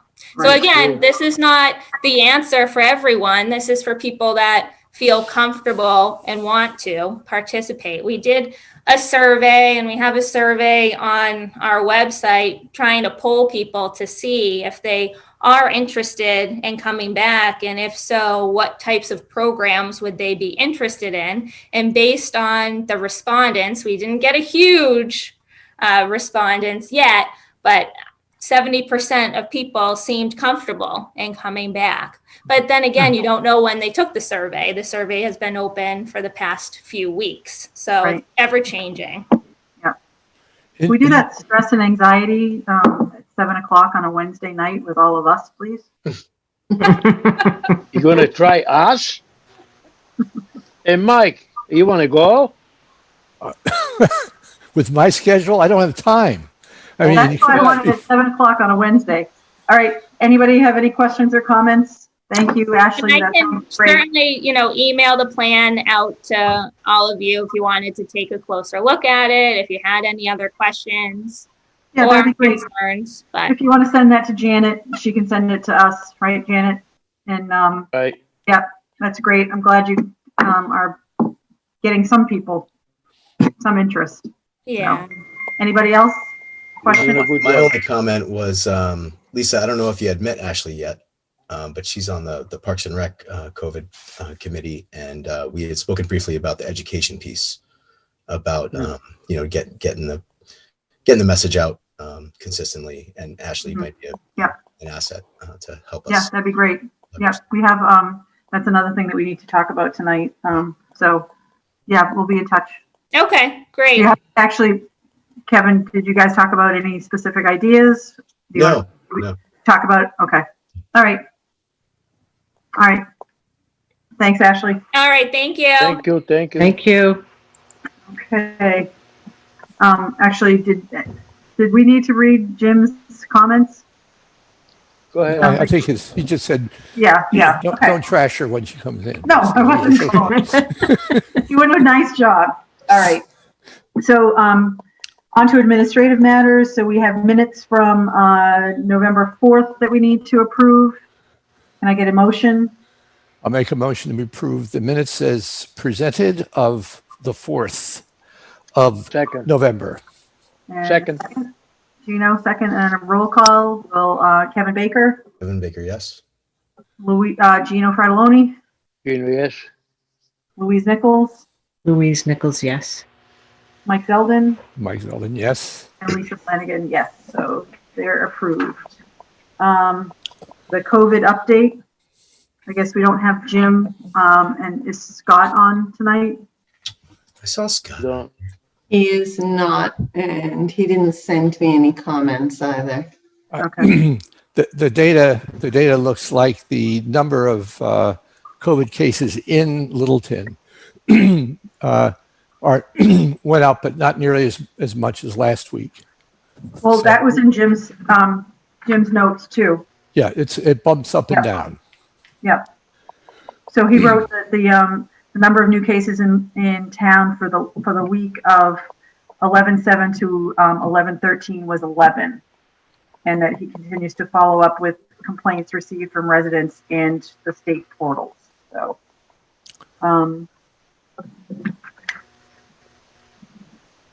that it for updates on COVID, and we'll move on to the CAT team. Could I make a comment before we move on to the CAT team? Just make it quick. For a number of reasons, mainly not just for procedural, but also to make sure that we're within the confines of the rules governing open meeting and other things. I think it would be a better idea if we recognize each individual member of each individual in town who stepped forward to provide this, to provide BOH, the Board of Health, with the expertise within their area of experience and professional training, and that we don't, in fact, they have want to put in a positive, they are here to provide us their views and information to guide us, to help formulate our opinions and recommendations to the town. And they are not constituted as a group. They're Okay. only individuals from this point on. Okay, so we're striking. So there's no more, cat. there's no more quote cat team. Okay. These are All each individual resident stepping forward with their wisdom and their immense amount of time and patience. That sounds great. So we'll have Katrina start. And please make a note in the minutes, please, Janet, of the change in status. Yes, I'm doing that now. Thank you. Thank you. Thanks. So Katrina yep, go ahead, Katrina. Do you have slides for us tonight? Of course.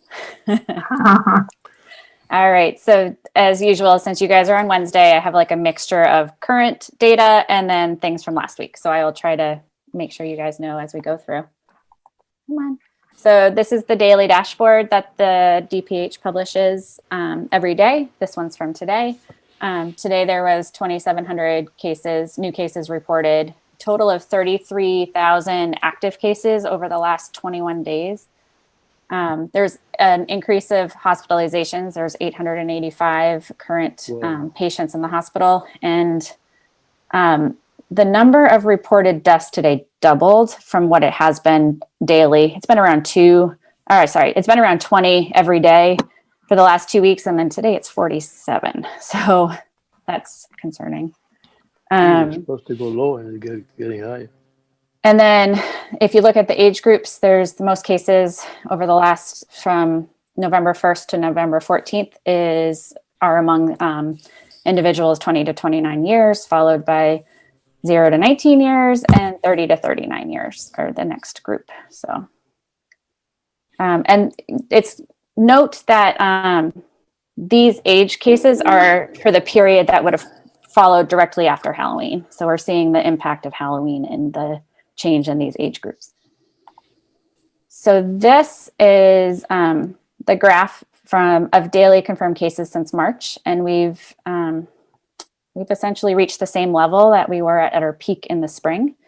I actually, unfortunately, don't anticipate we're going to start going down, and part of that is because remember we were shut down in April and March, April, May. So with businesses open, with schools open, with everything, everyone is mixing more. And there's just with mixing more, even with masks and everything else we put in place, there's just a higher risk of transmission. So every projection I've seen is this line's going to just keep continuing up over the next few months. So, and then you'll notice that the average daily incidence rate for the last 14 days is 29.4 now. Last week, that was about 20. And the week before that, it was 15. So we are experiencing a period of exponential growth. As you can see by the line, it's just crazy. So these are the number of confirmed cases when you just look at the last 6 weeks. And at the beginning of this period, we were averaging 700 to 800 cases a day being reported. And at this point, at the end of this graph, we're 2,500. There's some days that are over 3,000 in this group. So we are on a striking increase. And Governor Baker said that there has been a 7-fold increase in the number of cases since Labor Day. And if you look at these graphs, it's clear that there's a large upward trend. So this is in spite of our testing being really level. So they're pretty constant over the last 2 months. There's a little bit of an uptick, but we've been kind of right around 100,000 tests per day for a while. And given our dramatic rise in cases, it's kind of concerning that we're not actually getting more testing happening. So there's a concern that we might be missing cases. I know that it's going to change this week, right? Yeah, I think so. Thanksgiving. Yes, and then there's the issue of so part of the reason I've heard anecdotes of people having trouble accessing testing specifically right now, and some of it's there's being turned away from the testing sites the free testing sites, because there's just too many people trying to get into them. There's long waits for those who are hanging around, and a lot of people are trying to get access to testing before holiday travel. The governor in his press conference today specifically said that there's a number of people who said, I'm standing in line today because I plan to travel for Thanksgiving. So all of that's very concerning. So not only leading up to the holiday, but coming out of it. And then the average turnaround time for test results is 2 days. So even once you get a test, it can take a couple days to know what your status is. So hopefully people are quarantining in that period and not continuing to circulate in public. So the next graph is total percent positivity for the PCR tests. And as you can see, all lines trend up, unfortunately. The blue line is everything, including higher education, surveillance testing, or the routine testing that the colleges are doing. And then you can see that averages out. So this is when you remove the higher education testing, you get everyone else in the state. And that's, we are now at like 5.4% test positivity in Massachusetts. So there's been a marked increase in test positivity over the last month. Oops. So hospitalizations are increasing. As you know, you get your test positives and your cases are diagnosed, and then hospitalizations are the next lagging indicator that there's if there's an increase. And we are seeing a large increase. Like I said, there's over 800 people in the hospital right now. And last week, I can hear that. Is there a question? On 11/13, Governor Baker said there had been a twofold increases since Labor Day. That was last week, and then it's increased more. And then he also said that they're now putting a field hospital opening in Worcester in early December, because the hospitals there are starting to need additional help. So these are the deaths since March. Clearly, we had a big peak of people who died early this spring.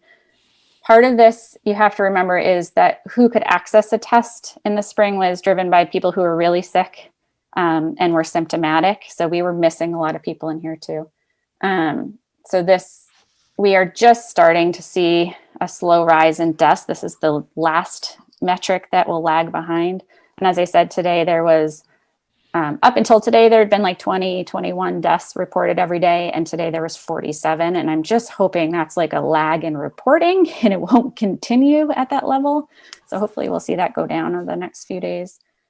Also keep in mind that that the clinicians have a lot more tools and knowledge about how to treat this. Yes. So theoretically, the most we would see is maybe 20 to 30% of what you have on the left-hand side. Yes, and the people who are being infected are much younger too, and less likely to have severe disease. So all of these really impact. The fact that this is a slow growth area is good, and because it reflects we know it's younger people being infected. We have more tools to keep people alive. We know more, we do better. So hopefully that this won't be such a peak like it was in the spring. But we did cross the 10,000 deaths mark earlier. I think it was last week, which is unfortunate. So this is from last week's weekly it's the weekly report that comes out, the one with all the towns listed. But they also give you rates by age group. And as you can see, the youngins, the 0s to 39s are have the highest rates. And notably, since Halloween, the 20 to 29-year-olds have their curve has gone almost straight up. So this is the group that Governor Baker was really upset with following Halloween, and you can see it in the data actually. You would also include the election in this time frame also, right? So the election being 11/3, we're like maybe a week out. We have another week to say the election. Yeah, okay. So it overlapped a little bit, but yeah. So yes, but I would expect it to, like, we've all increased at the same level. So if the election impacted it, we're all rising at the same rate except this group. So hopefully this group concerns me. because these are young adults who are single or likely to come home for Thanksgiving. And I will get into that later in my presentation. But this group in this recent rise is unfortunate timing given our proximity to the holidays. So November 6th, I believe it was 3 weeks ago that the state changed the metrics for coloring the map, which they don't even make a map anymore.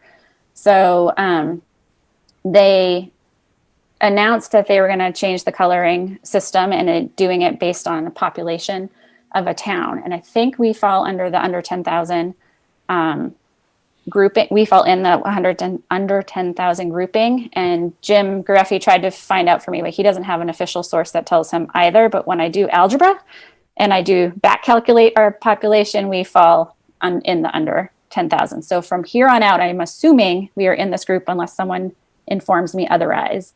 And Jim didn't inform me otherwise when I asked. So I'm moving forward with that assumption.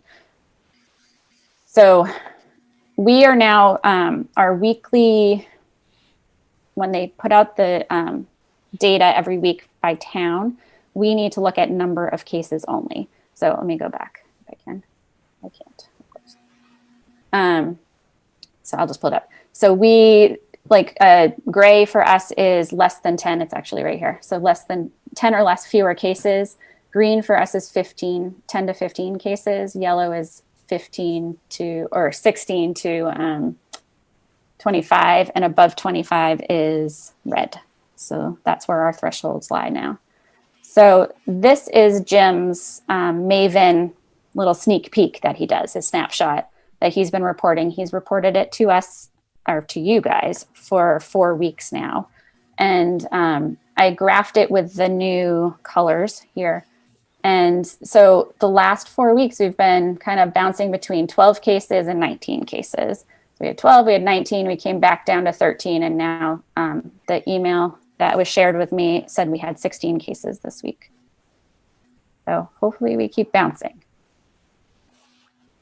And then I do think there's value in continuing to track over time and recognizing that the color schemes changed over time. So everything on the left of the line is the old color thresholds, which is why we were in red on just before Halloween. And then everything to the right of the line are the new color thresholds. So you can kind of see how they relate to each other now. Again, this is number of cases over the 2-week period. So I did not map the 16 cases on this. I was holding out to get tomorrow's report from the DPH before I add to this, but this is the 19. Last week there was 13, and then this week there will be 16. So we'll be back in yellow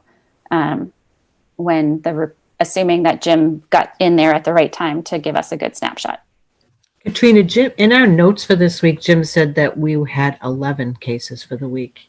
Interesting, because the email that Mike shared with me said 16 cases, and the rate, when I calculate the rate is 11. Oh. So I'm wondering if there's just, so we'll see it tomorrow. Like if that's wrong, I will fix it and we'll go forward for the next presentation.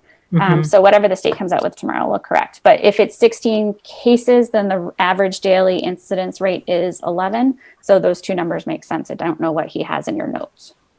Yeah, he doesn't. He says total the number of new cases in town is 11. Oh, interesting. For last week, 11/7 through the 13th was 11. Right. Okay, so he had a different window he looked at, and that makes sense because every time he looks into Maven, it changes because some people go in, some people come out. So if he looked at a slightly different window, then he can get a different number. Okay. So Mike Zeldin forwarded me the number that Jim sent him this today, I believe, and it said 16. I have more stuff coming in even as we speak. Uh-oh. Not from Dakota, from Massachusetts. It's all right. So we'll see tomorrow. We'll get the official ruling tomorrow when the state publishes the weekly report.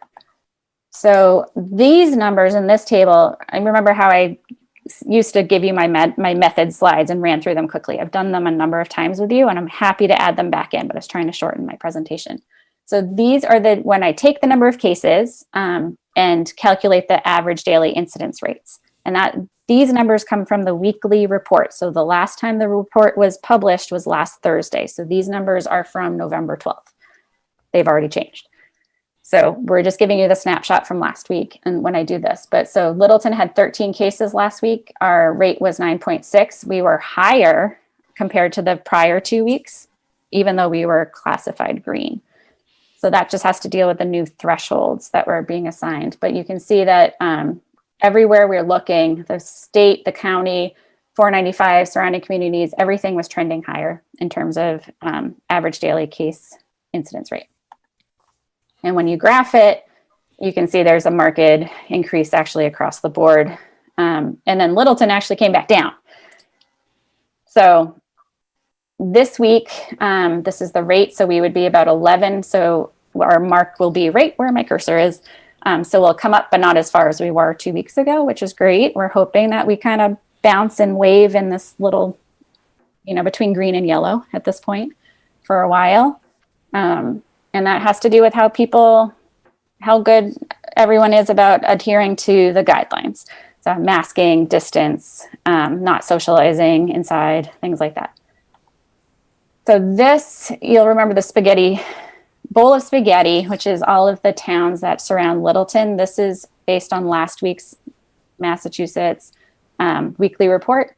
And Shirley had a cluster in the correctional facility, and a notable one. So the average, the aggregate rate, or the average that we calculate for all these communities when we combine them, raised, really driven by Shirley and a few other communities who had marked increased rates.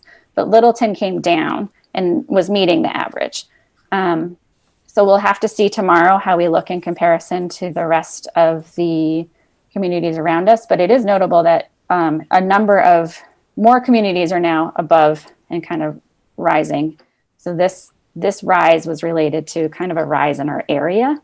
But it's kind of nice that Littleton, remember how we've talked for weeks that Littleton was kind of an outlier and we were higher, and please start doing everything we're supposed to be doing. And and we've been talking about that for like a month now and showing this graph over and over. And we just kept, as you can see, we're just higher, higher, higher.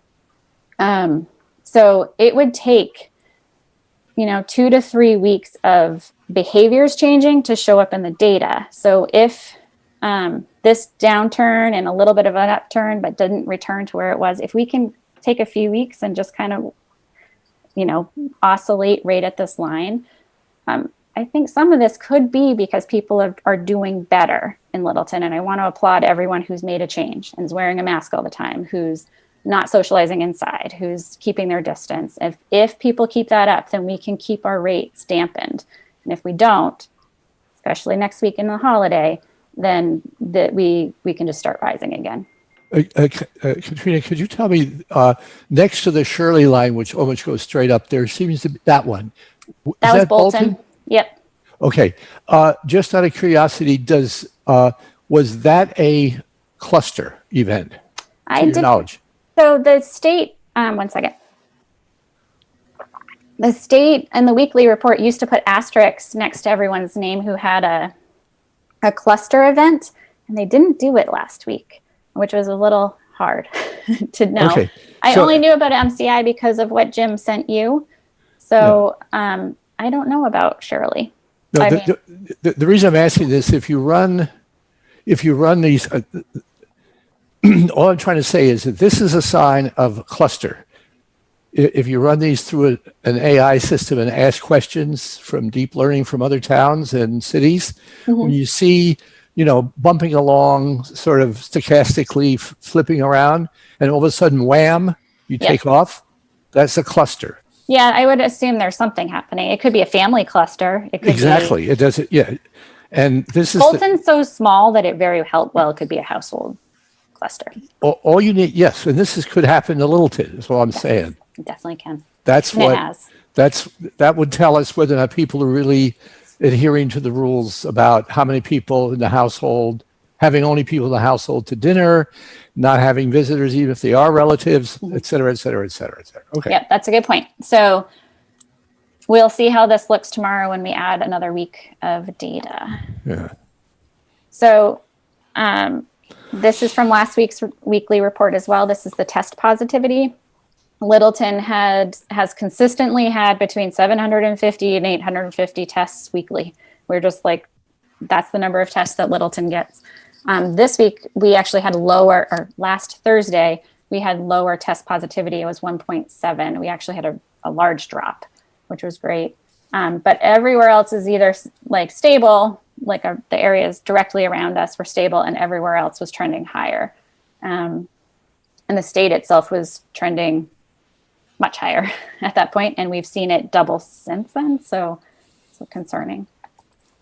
This is the graph when we graph the test positivity, and as you can see, Littleton had a marked drop in our test positivity, and everyone else was still trending higher. This correlates with our drop in cases from last week, so this is another indication. If cases dropped but test positivity continued higher, we would be concerned that there were more things to come. But the fact that they both dropped was kind of reassuring, and hopefully that means people are doing the right thing, and our behaviors have really helped to flatten our curve, to dampen it down, slow the growth that we were experiencing a few weeks ago. So I'm going to go with a positive and say that people are changing their ways. And last week, it kind of indicated that the data was this way that supported that. And we're going to hope that this week doesn't rise right back up, but that's maybe a slower, much like our cases, it might go up a little bit, but just kind of waver in that same kind of band. So now I'm getting into the things to come, behaviors, things like that. So the good news that came out the last 2 weeks is that vaccines are on the horizon. So they're first, Pfizer and Moderna both announced promising results of their phase 3 vaccine trials.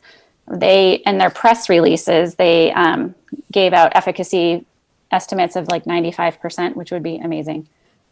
They are both applying to the FDA for emergency use authorization and anticipate rollout of vaccinations starting in early 2021. But those will be to frontline workers, people who work in hospitals, and also some elderly, I believe, in their groupings. There are priorities who get the first wave.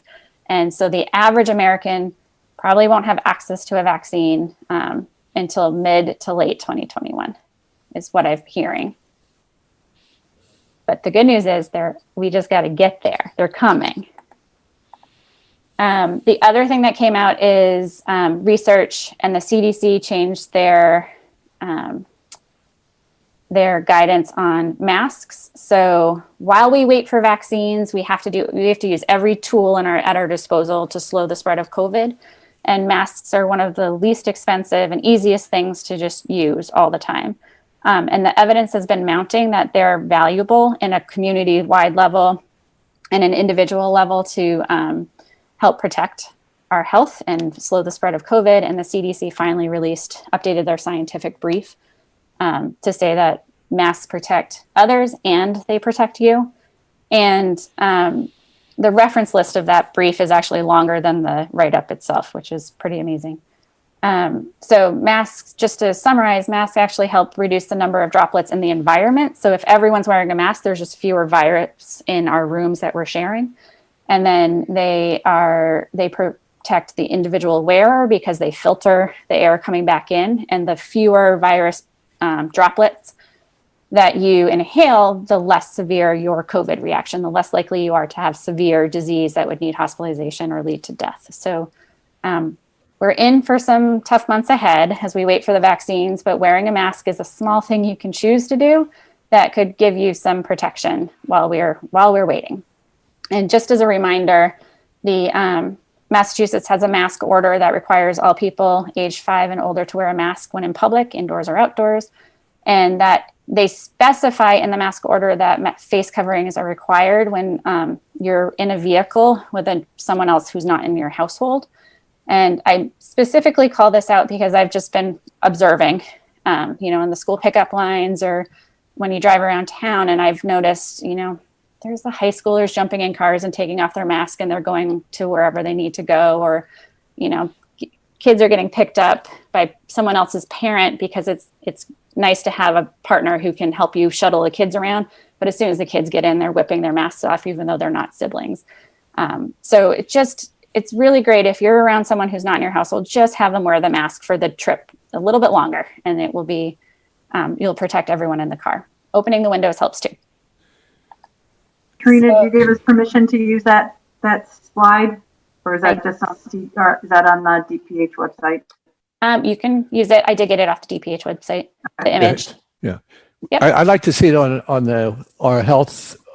our Board of Health website, please. Yep, I'll pull the image into its own slide and I'll email it to you. I can do that. And the other thing to go along with it, just since we're talking about it, just quick, I've gotten more than a few inquiries about people in Littleton want to know where to go to get tested. Mm-hmm. And that information is readily available online, but people don't often apparently know how to find it. So I'm requesting tonight that the sites for Littleton residents, which there are several, there are at least 3 here, including Marlborough, that you could give, they're publicly available. Those should be also front and center on our website. They're added on the COVID portion of the website. No, on the first page, the first thing they see, there should be a heading, places to get tested, and that should be the thing that they see. They were added today, and they'll also be on the LCTV. That's awesome. Great. That's really cool. Okay. So in the weekly DPH report, they have started reporting details about clusters. And these are new clusters. This report has new clusters, but who were reported between October 11th and November 7th. So about a month time frame. And if you look carefully, and it's hard to see with this slide, I wish they didn't make it so small. There were 4,469 households clusters out of 4,818. So 92% of our clusters are within households. And so that makes sense that when you divide, it's about 2.5 cases per cluster, because your family is 3 to 4 people, 2 to 4 people, depending on who lives with who. And I know Jim indicated in one of his comments at the last Board of Health meeting we were all together at, that it was an adult who was most likely identified as the first case within a household cluster. And that's also supported by the data where you see 20 to 29-year-olds, 30 to 39-year-olds, up to like all working age adults are kind of have a higher rate.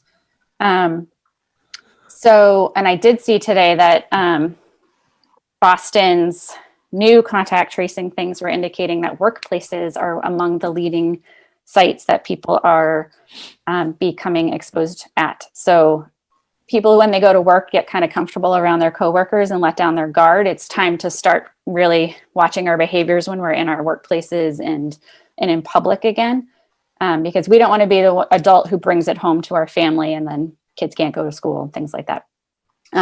Unfortunately, this cluster data that we're seeing here does not give us information about where the first member of the family is being exposed. So this is the first inkling that I've heard that workplace exposures are happening, and I just don't know more about that right now. So hopefully the state will provide more information as we go forward. And then, the other thing about household spread that I'm concerned about is that we're going to have college students and young adults returning home for Thanksgiving all next week. And so when you start mixing with people who haven't been in your household and they're bringing in new, their exposures, potential exposures into your household, we just have a recipe for additional household clusters to be happening over the next few weeks. So we'll get into that in a second. Actually, we're going to get into it right now. So the concern, college students will be returning home for Thanksgiving, young adults who've been in the workforce and might be coming home to visit too. And remember, that's also the age bracket who had the sharp increase following Halloween. So there's more circulation of COVID among that group too. There's a lot. So the problem is that they can come home and infect the people, their family, because you're not likely to wear a mask. You're not likely to distance when your family members come home. You let down your guard. So there's a lot of concern of how this migration, if you will, will impact spread here in Massachusetts, here in Littleton, and just given the social dynamics of this group, it's a harder group to kind of get the message to. So I was listening to the governor today, and he said that effective today, they're releasing new guidelines for Massachusetts colleges and universities that are requiring them to test all students 3 days before they go home. And that if they test positive, they should keep them on university or college campuses in the isolation housing for the duration. So they should not send them home. And so other thing, I just made the side real quick. It's kind of bland. We can make it fancier. But some mitigation strategies for college students who are returning home to their families to help protect everyone is that students and families should really be limiting their social activities before the student comes home. Get tested before you leave campus. But remember that testing isn't it. Like, you can't just rely on it because it's not 100% reliable, because it's a snapshot of the day you got tested. So do not rely exclusively on a negative test. I think a lot of people have this misconception that if I test negative, I'm fine. And that's not true necessarily. So it's still important for any family member coming home or anyone in the household where they're joining them is to layer up your prevention strategies. So masks, distance, ventilation. If you can separate the college student and try to isolate them in the house, like give them a bedroom and a bathroom they can use for a few days until you can test and get more information about whether they have COVID, that would be great. The mass travel order is still in effect. So any student who's coming home from outside of Massachusetts has to fill out the travel form, and they have to quarantine for 14 days or produce a negative COVID PCR test within a certain number of days before they enter, or they quarantine until they can test negative. So the governor was very clear today, or somebody at the DPH was clear that right now there's 4 states on our lower risk state list. So Hawaii, New Hampshire, Vermont, and Maine are currently the 4 lower risk states, and you don't have to fill out the travel order. However, they update those every Friday, and they said 2 of our neighboring states will fall off that list. So we can all guess which ones, but so pretty much if you're outside of the state and you're coming back, you're gonna have to fill out the travel order, quarantine, and test. So just again, yeah, go ahead. Let me click off the slide. Oh, sorry. That's okay. It was the mass travel order, complete the travel form and quarantine for 14 days, or produce a negative COVID-19 PCR test. Is that being done before they leave their college, or is that supposed to be done when they get home? So I believe they can do the testing within 3 days of arriving in the state is the travel order. The governor said any school in Massachusetts needs to do it 3 days before the kid comes home. So I'm assuming they're trying to make the new college rules match the travel orders. Yeah, it would be nice if there was some consistency in how often they're being tested themselves too, you know? Yes. Yeah. And not all colleges across the US have been doing routine testing. So some students may not have access to it even within Massachusetts, although I think Massachusetts is pretty highly, there's some high compliance with colleges for testing within our state, but outside of the state, I know not every college and university offers it. So they need to find a test before they enter. And if they can't, they have to quarantine for 14 days or just go to the mass travel order website, and it's all laid out right there. So the other thing is, again, I'm going to keep repeating it. So testing is one layer of protection that we have. You know, all my cheese block with my slices of cheese. Testing is one layer of cheese, but alone testing is still holy and can let virus through. So you need to still use the masks, the distance. So mask up even inside the house just to protect each other until you've been around it, until you quarantine. Keep your distance to protect your family. If you can isolate the college student for a chunk of time, 10 to 14 days, it would be great, but unlikely until you can test. And again, do everything you can to lower the risk that spread's going to happen within your household, because that's a place where we know it's going to spread. So, and then really reconsider any Thanksgiving plans that involve an older family member or anyone in your family who's, or any visitors who are at high risk of COVID-19, severe COVID-19 outcomes. I think it's just really important this year that it's not the time to let your kid come home on Wednesday and then the next day go visit grandma, because we just don't know enough about where they've been and whether they could spread COVID. Any questions about this? I think this is a big one. The other thing is, we know Thanksgiving, everyone's talking about Thanksgiving and lower the risk and don't gather and everything. And there's actually evidence that Thanksgiving is likely to cause problems. We have our neighbors to the north who had Thanksgiving a month ago. So Canada celebrated Thanksgiving on October 12th. They, this first graph here is their cases. They were on a rise. They're actually right there on Thanksgiving, and the 2 weeks after that period saw a really sharp increase in the number of cases that were diagnosed. That 2 week period is the incubation period where you expect to see the cases. And this was happening at a time that their testing was declining.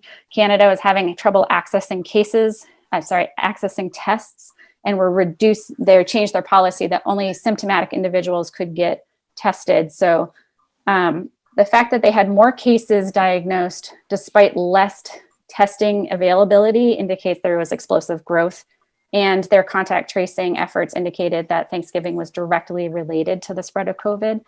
So I anticipate this is going to happen next week. All of our good efforts where we're kind of got Littleton to like bend our curve and it's not going up sharply. If individuals in Littleton start having family members outside of their household inside for a long holiday meal, we're just going to increase the risk of spread inside our households and then also inside our town, and same in the state. It's hard to say. This is not the year to gather with family. And I know that was my family's most heartbreaking decision, was to say we can't gather with you this year. So I feel for you. I'm struggling with it too, but the goal is to have everyone in our family here for Christmas. So if exposures at Thanksgiving mean hospitalizations at Christmas, and then let's get them to the vaccine. Let's get them to the end of the pandemic. So I think the decision with schools might help with that. I do hope it brings awareness to choices. That's for sure. You need to make a choice. Yeah. Yeah. So we've shown this slide over a couple weeks now. Massachusetts is currently in a similar position to Canada, and there's more people trying to access tests before and after Thanksgiving, which is going to put pressure on the testing system. And so these are the CDC and summary of the CDC and Mass DPH guidelines on how to have a safer Thanksgiving holiday. And so note that, we have this quarantine or get tested thing. So stay home for 14 days and do a true quarantine. We're a week away from Thanksgiving. You can't do this one anymore. You could quarantine for 7 days and test, maybe. But again, you got to layer up. So, and let me go back to testing. So I know a lot of people, I've heard it, are planning to rely on testing in order to see family members. Like I've heard a lot of people saying, I'm going to get a test and that is my mitigation strategy, so I don't have to wear a mask and I can see everyone in my family. And I really can't emphasize enough that you cannot rely exclusively on a negative test. Testing is a snapshot of the day you took the test. So if you got the test too early and it was before the test can pick up COVID, you're positive and you don't even know it, and you can spread it to your family members. So you need to combine, testing's great, especially if it's negative. Especially if you're positive, you don't go. It's a clear-cut answer. If you're negative, you still choose to go, you should be wearing masks. You should be limiting your time with other people. You should keep the meal short, maybe just gather for the meal, do it outside if you can. Really adhere to the new gathering guidelines. So less than 10 inside, less than 25 or fewer outside. It's really, and then I can't emphasize this black box enough. It's really crucial that you know when you should not go. So if you have been diagnosed with COVID, if you have symptoms of COVID, or if you've been exposed to someone who is known to have COVID, you should not go to an in-person gathering. And then if you're coming from everywhere in the state's high at this point, our state is high. So even traveling within Massachusetts is risky, but definitely if you're traveling across borders to other states, you're going to increase the risk because everywhere has a different rate of COVID being spread. And like I said, like just a few minutes ago, exposures in Thanksgiving will result in hospitalizations in Christmas. So our goal is to keep everyone around for the next holiday and for our post-pandemic celebration. So if we can take the long view now, we'll help protect everyone in our community and our families. And then this image I think is really important. So I keep hearing people say, I'm in my bubble, I'm working in my bubble, like we're hanging out in my bubble. But if you're engaged, if you're going to work, if your kid's going to in-person school, if you are going to the gym, if you're going grocery shopping every week, multiple times a week, then you have exposures. And so does everyone else in your bubble who, if this other family does something similar, another family does something similar, you have exposures broader than you ever could realize. So I know these bubbles were formed in the summer when we weren't mixing as much, we weren't going anywhere because businesses weren't open. So they are not as isolated as they were in the summer. Plus COVID is circulating at a higher rate now. So in reality, everyone is in the same bubble. We all are connected in multiple ways. So we need to practice prevention daily in order to protect ourselves, protect our others, and keep our businesses and our schools open. So the last one, of course, is my cheese. So with more COVID circulating, it's important to just put as many layers of protection in use as you can whenever you can. So masks, distance, ventilation, shorter duration, fewer people, hand hygiene, sanitation, seeking testing is good too. And then just keep layering up so that we can keep Littleton open and safe. And that is this week's presentation. Very good, as usual. Scary. Okay. Yeah, it's a notable increase in the last 2 weeks. It is scary. So going back to, I'm sorry, it was one of the spaghetti slides. We canceled trick-or-treating. Did we see any positive result of that, or did it still go up? Hold on, let me show you. Well, first of all, the weather was bad, so that probably played a larger role than anything we did. Cold, yeah. Can you see it? So this is Halloween. We were on this upward trajectory that just kind of kept marching. And then right after Halloween, we had a jump. But so Halloween falls in between these two events, these two dates. Mm-hmm. It also got colder, so more people were spending time indoors. So, yes, exactly. So there was a slight jump, but I have to say, with the rest of the state continuing to rise really sharply, Littleton took a downturn that did not match the rest of our area, whether that was Halloween itself or the fact that Halloween was restricted to trick-or-treating was canceled. And people chose differently because the message came across clearly that our rates are higher. There's more risk out there. We need to change what we're doing. I have to say, I've noticed more people wearing masks and keeping distance and changing how they're socializing. So I'm really hoping that the message that we've been talking about since beginning of October is starting to sink in and people are really changing their behaviors. That's my hope. I'm going to stay positive. But that means next week will be my test, and the week after, and the week after that, as we catch up to it.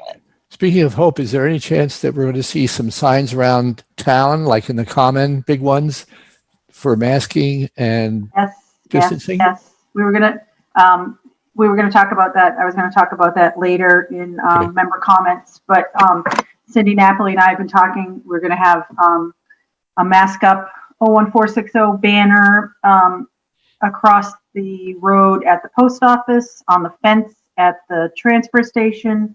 We're going to have the solar sign with a revolving mask up, layer up, see the CDC guidelines, with websites for people to go to. I guess they're using that for some paving projects right now. So that will eventually go to up for us to use. And I spoke with Steve Marks with the school department, and he hasn't gotten back to me, but he was very willing to help if we wanted to use the message board outside of the middle school. That's awesome. Cindy's looking at, Katrina, you had a mask up to keep our businesses slide up, and she is going to be talking to Sam Parks about maybe using that up at the point somewhere, whether it be a big sign or smaller signs. And then we also have to talk about it tonight.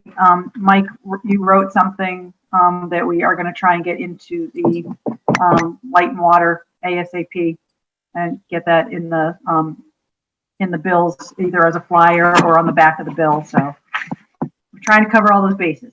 That's awesome. Thank Any you. other questions? Fantastic. And the schools with the attestation form about Thanksgiving included the slide about Thanksgiving. So that was helpful too, to get out to a whole different population. Yeah, I mean, that was a tough call for them to do, but like I said before, maybe it is going to make people think that, is going to, Auntie's house so important, that I want to have my kids home for 14 more days. So, all right. And it might be. I mean, I think that, I think if you can avoid it, it would be better for everyone. But yeah. And if you do choose to go, you have to be the safer thing. Yeah. Yeah. All right. So, thanks, Katrina. That was awesome. Should move on to see if anybody else, does John have any more information on the testing that we were talking about? Lisa, there is a hand up in the audience. Oh, okay. Judy Reed has her hand up. Judy, great. What's up? Oh, Judy, it's not letting me talk. It says you have an old version of Zoom.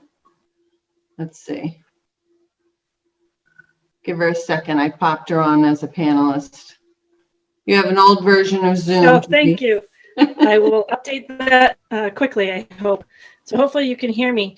I just wanted to congratulate Katrina and everybody on their efforts to get the word out. I saw last night on the WCVB Channel 5 article about the schools in Littleton having the attestation letter, actually showed Katrina's Thanksgiving Day slide. So that was actually really cool to see the slide that was created here in Littleton. Actually, your reach is not just Littleton and the Littleton schools, it's going across the state. But she didn't get a trademark, so she got nothing for it except satisfaction. I'm okay with that. And all of our thanks. Yes. So it's making a difference. It's getting out there. The word is spreading. I'm glad the word's spreading. There you go. Thank you. You're welcome. Oh, thanks, Judy. Any other comments from the board before we move on to John's? That's great, Katrina. Thank you. Thanks, Katrina. Fantastic. Yep.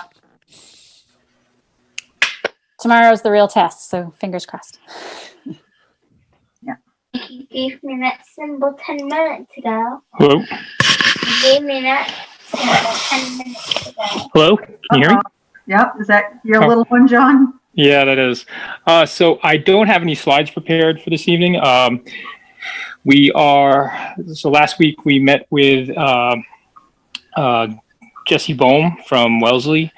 He's part of a group that's based out of Wellesley and participating in a collaborative of a number of towns that have set up testing within their various within their towns for schools and whatnot.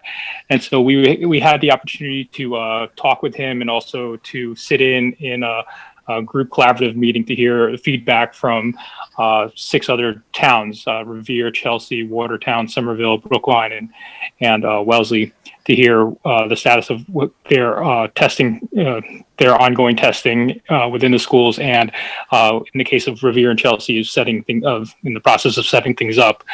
So it gave us a number of ideas or insight as to how these programs got initiated, how they're being funded, and so forth. We don't have, as I mentioned, I don't have a slide to put together.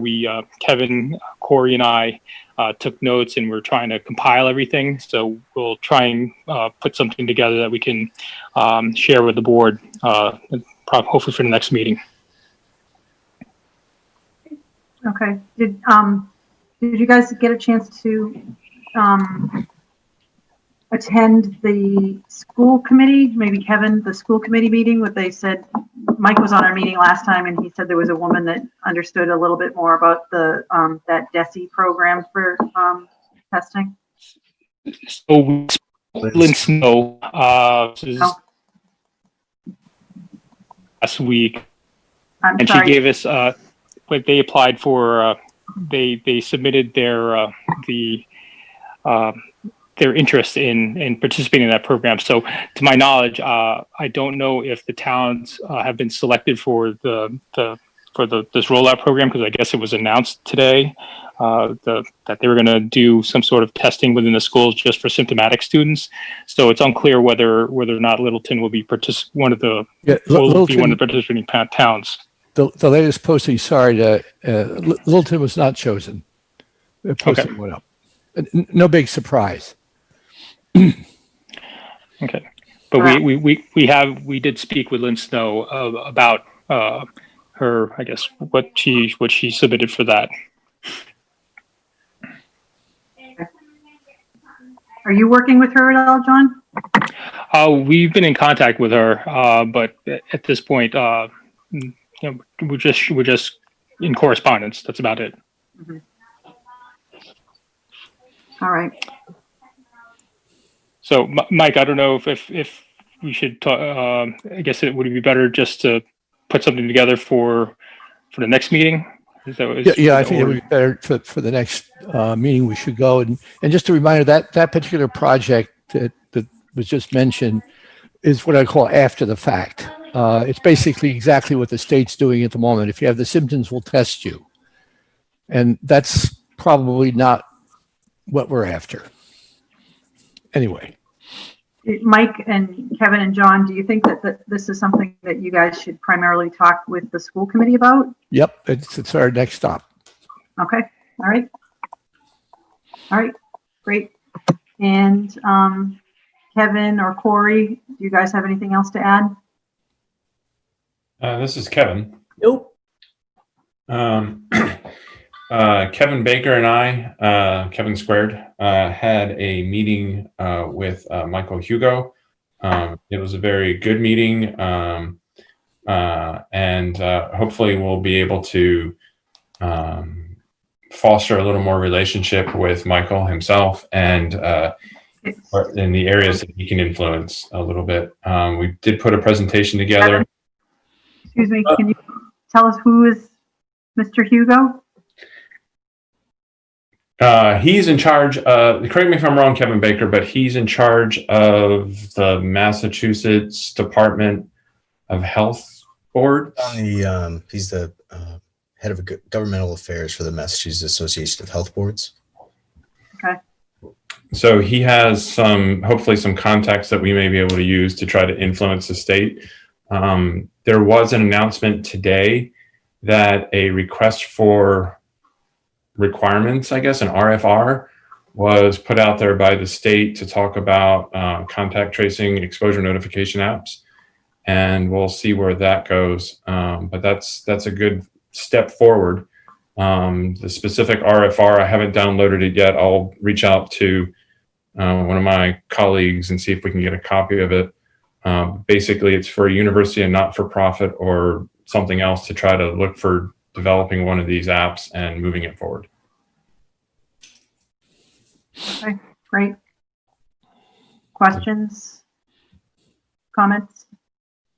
Kevin Baker told me tonight that he crossed into Connecticut and it turned up on his phone. That was very cool. And they let him leave Connecticut? Did. Yeah, did you fill out a form, Kevin? Twice. Twice?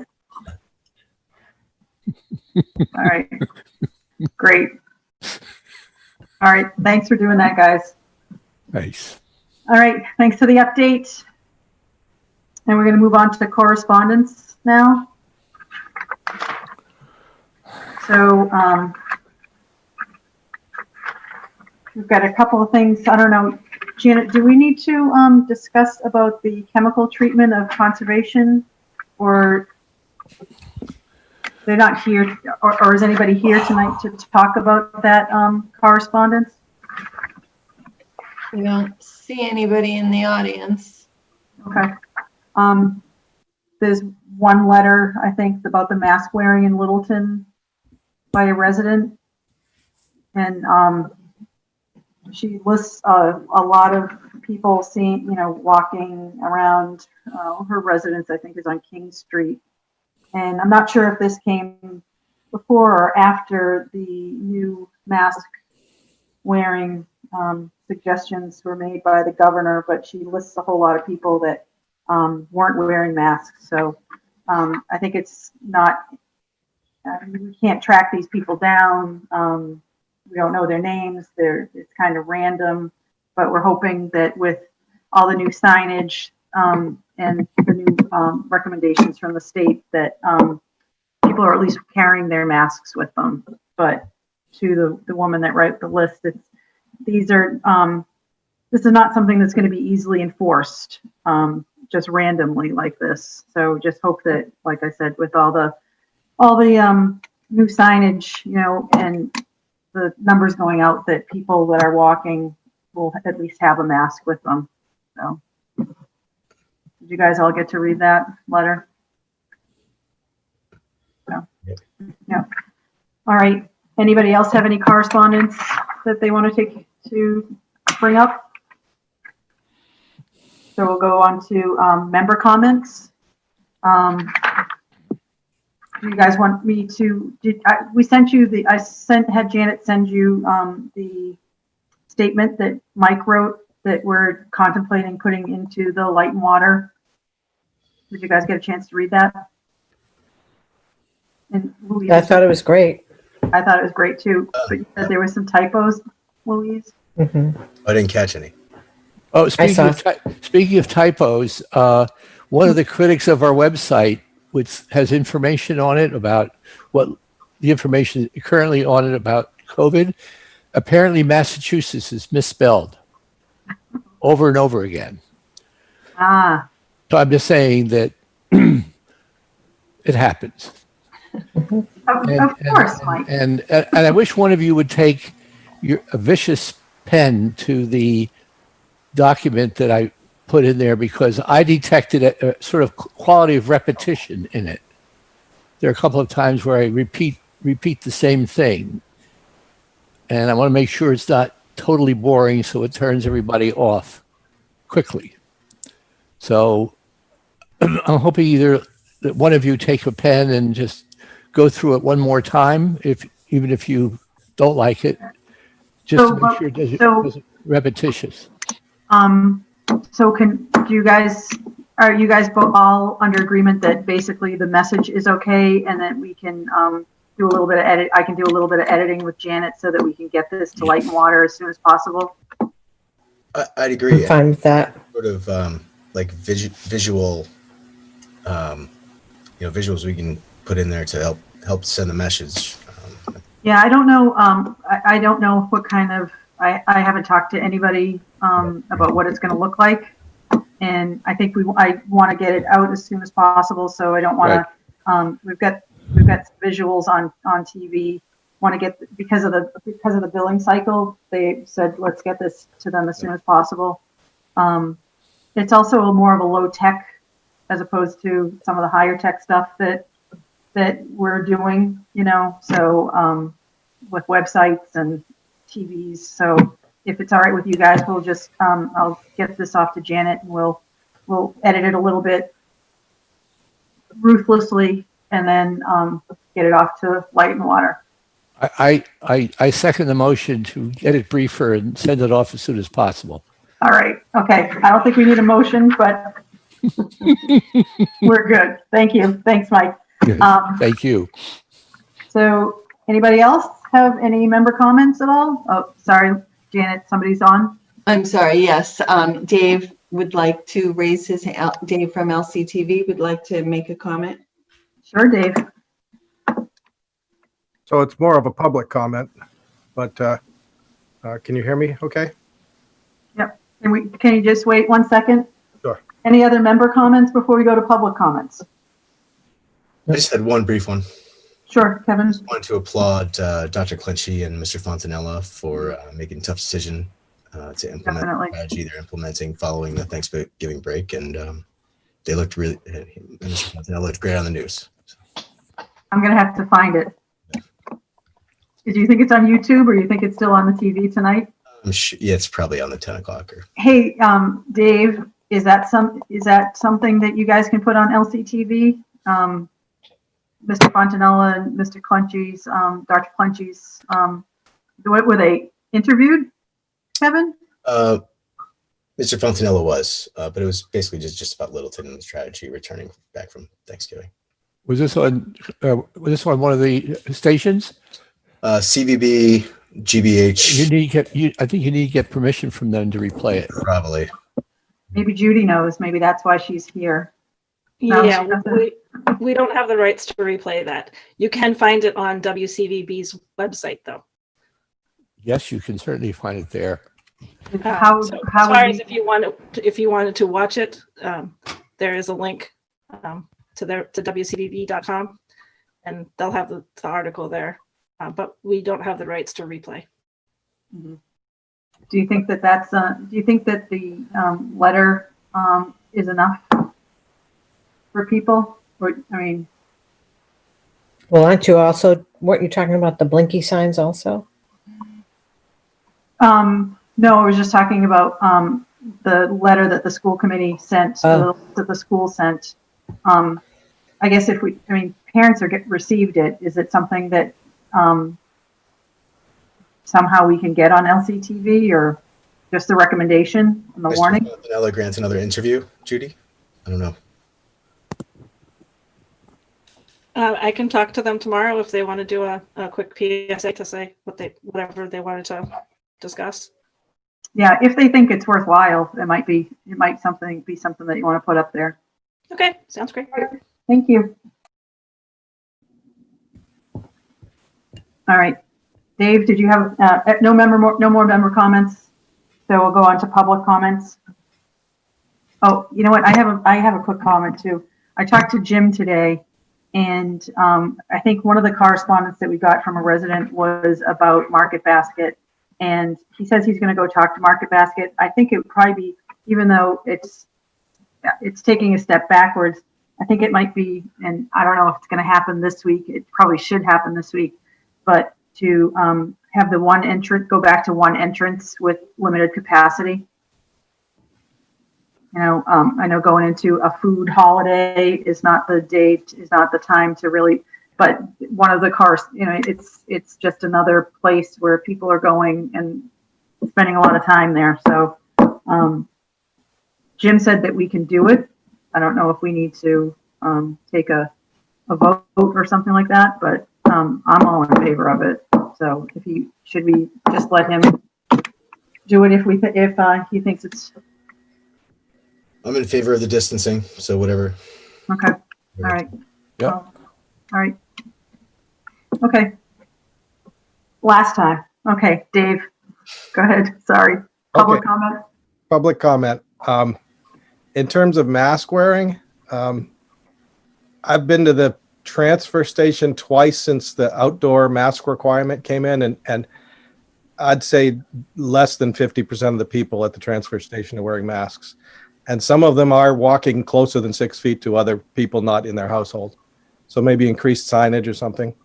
Well, there's going to be a banner about mask wearing on the fence. Good. Yeah. Thank you. That's it. Great. Any other public comments? All right. So, Judy, did you have anything? You're back on. No. No, I'm good. Thank you. Okay, all right. So I guess, Janet will talk about that letter. Mike, Oh, we lost her. She hit the wrong button. Oops. Let's see if she comes back. Here she is.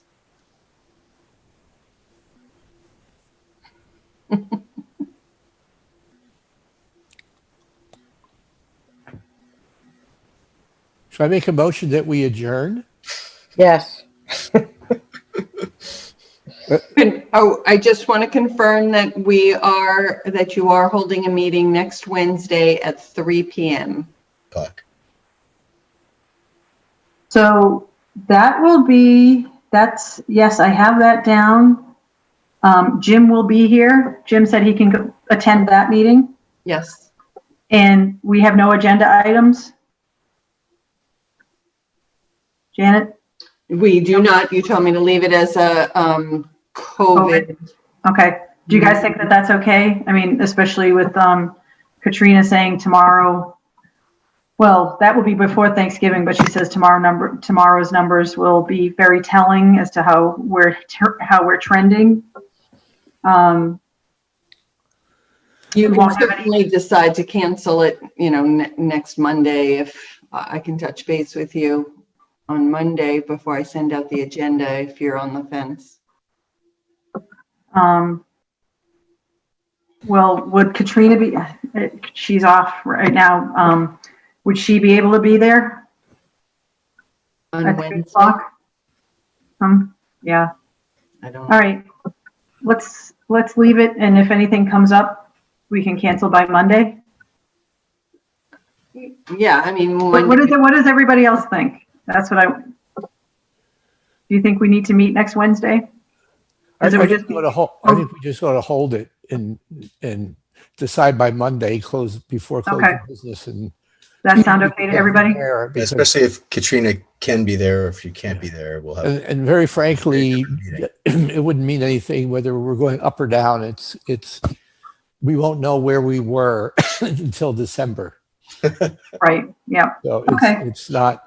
I mean, so should we just hold it and Janet will talk about it on Monday? See if you have it. Yep. And then you can make a determination if it's really worthwhile. Okay. All right. And then, but could we get that stuff up on the, what do you call it? The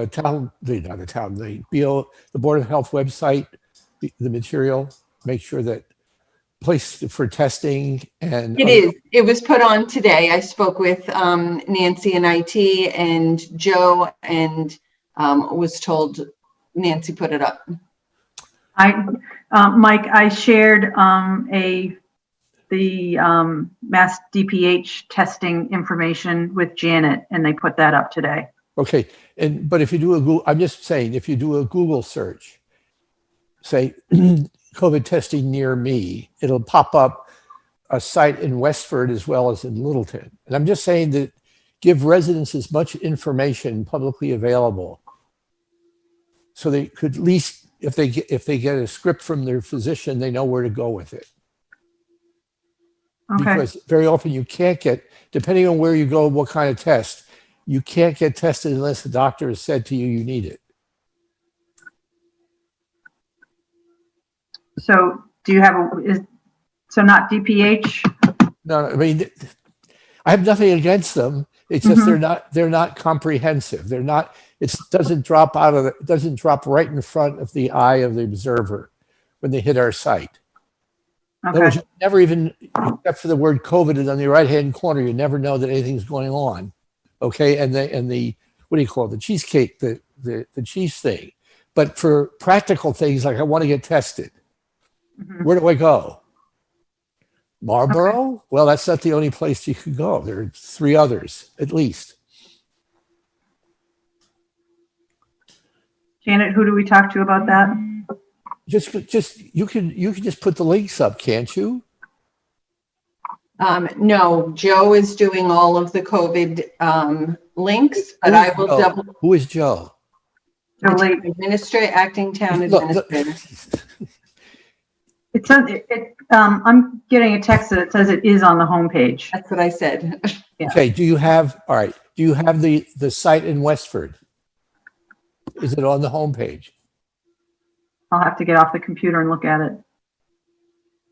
But we can try. And also the other site is the Emerson Health Center at the Point. Littleton. Yeah. Okay. Yep. And I believe Acton Medical Associates, they have a satellite office. They also will do it.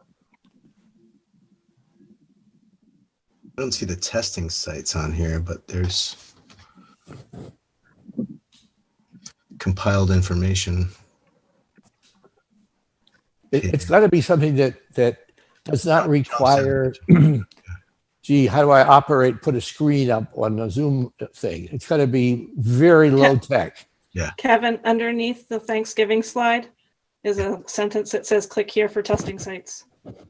Okay. Yeah. The idea is to lift that up a little bit so that that's sitting right in front of the eyeballs. Above the fold. Yeah, thank you. Okay. Everybody done? Any other questions, comments? Shall we get a motion to adjourn? Motion to adjourn. I beat you. You were late to the meeting, Gino, so I'm going to go with Dr. Zeldin. Oh, jeez. No problem. Go with Dr. Zalda. All right. Only my buddy in China calls me that. And by the way, if you want to know why they have success over there, they have people walking around the street and they'll take you away in a paddy wagon if you're not wearing a mask. That's called enforcement. And it worked. They're out there partying like crazy. I'll second the motion or whatever is necessary. Okay. Roll call. Kevin Baker. Kevin Baker, yes. Gino Fratelloni. Yes. Louise Nichols. Yes. Mike Zeldin. Mike Zeldin, yes. And Lisa Flanagan. Okay. Thank you, everybody. Good night. Thank you. Bye. Night. Take it easy.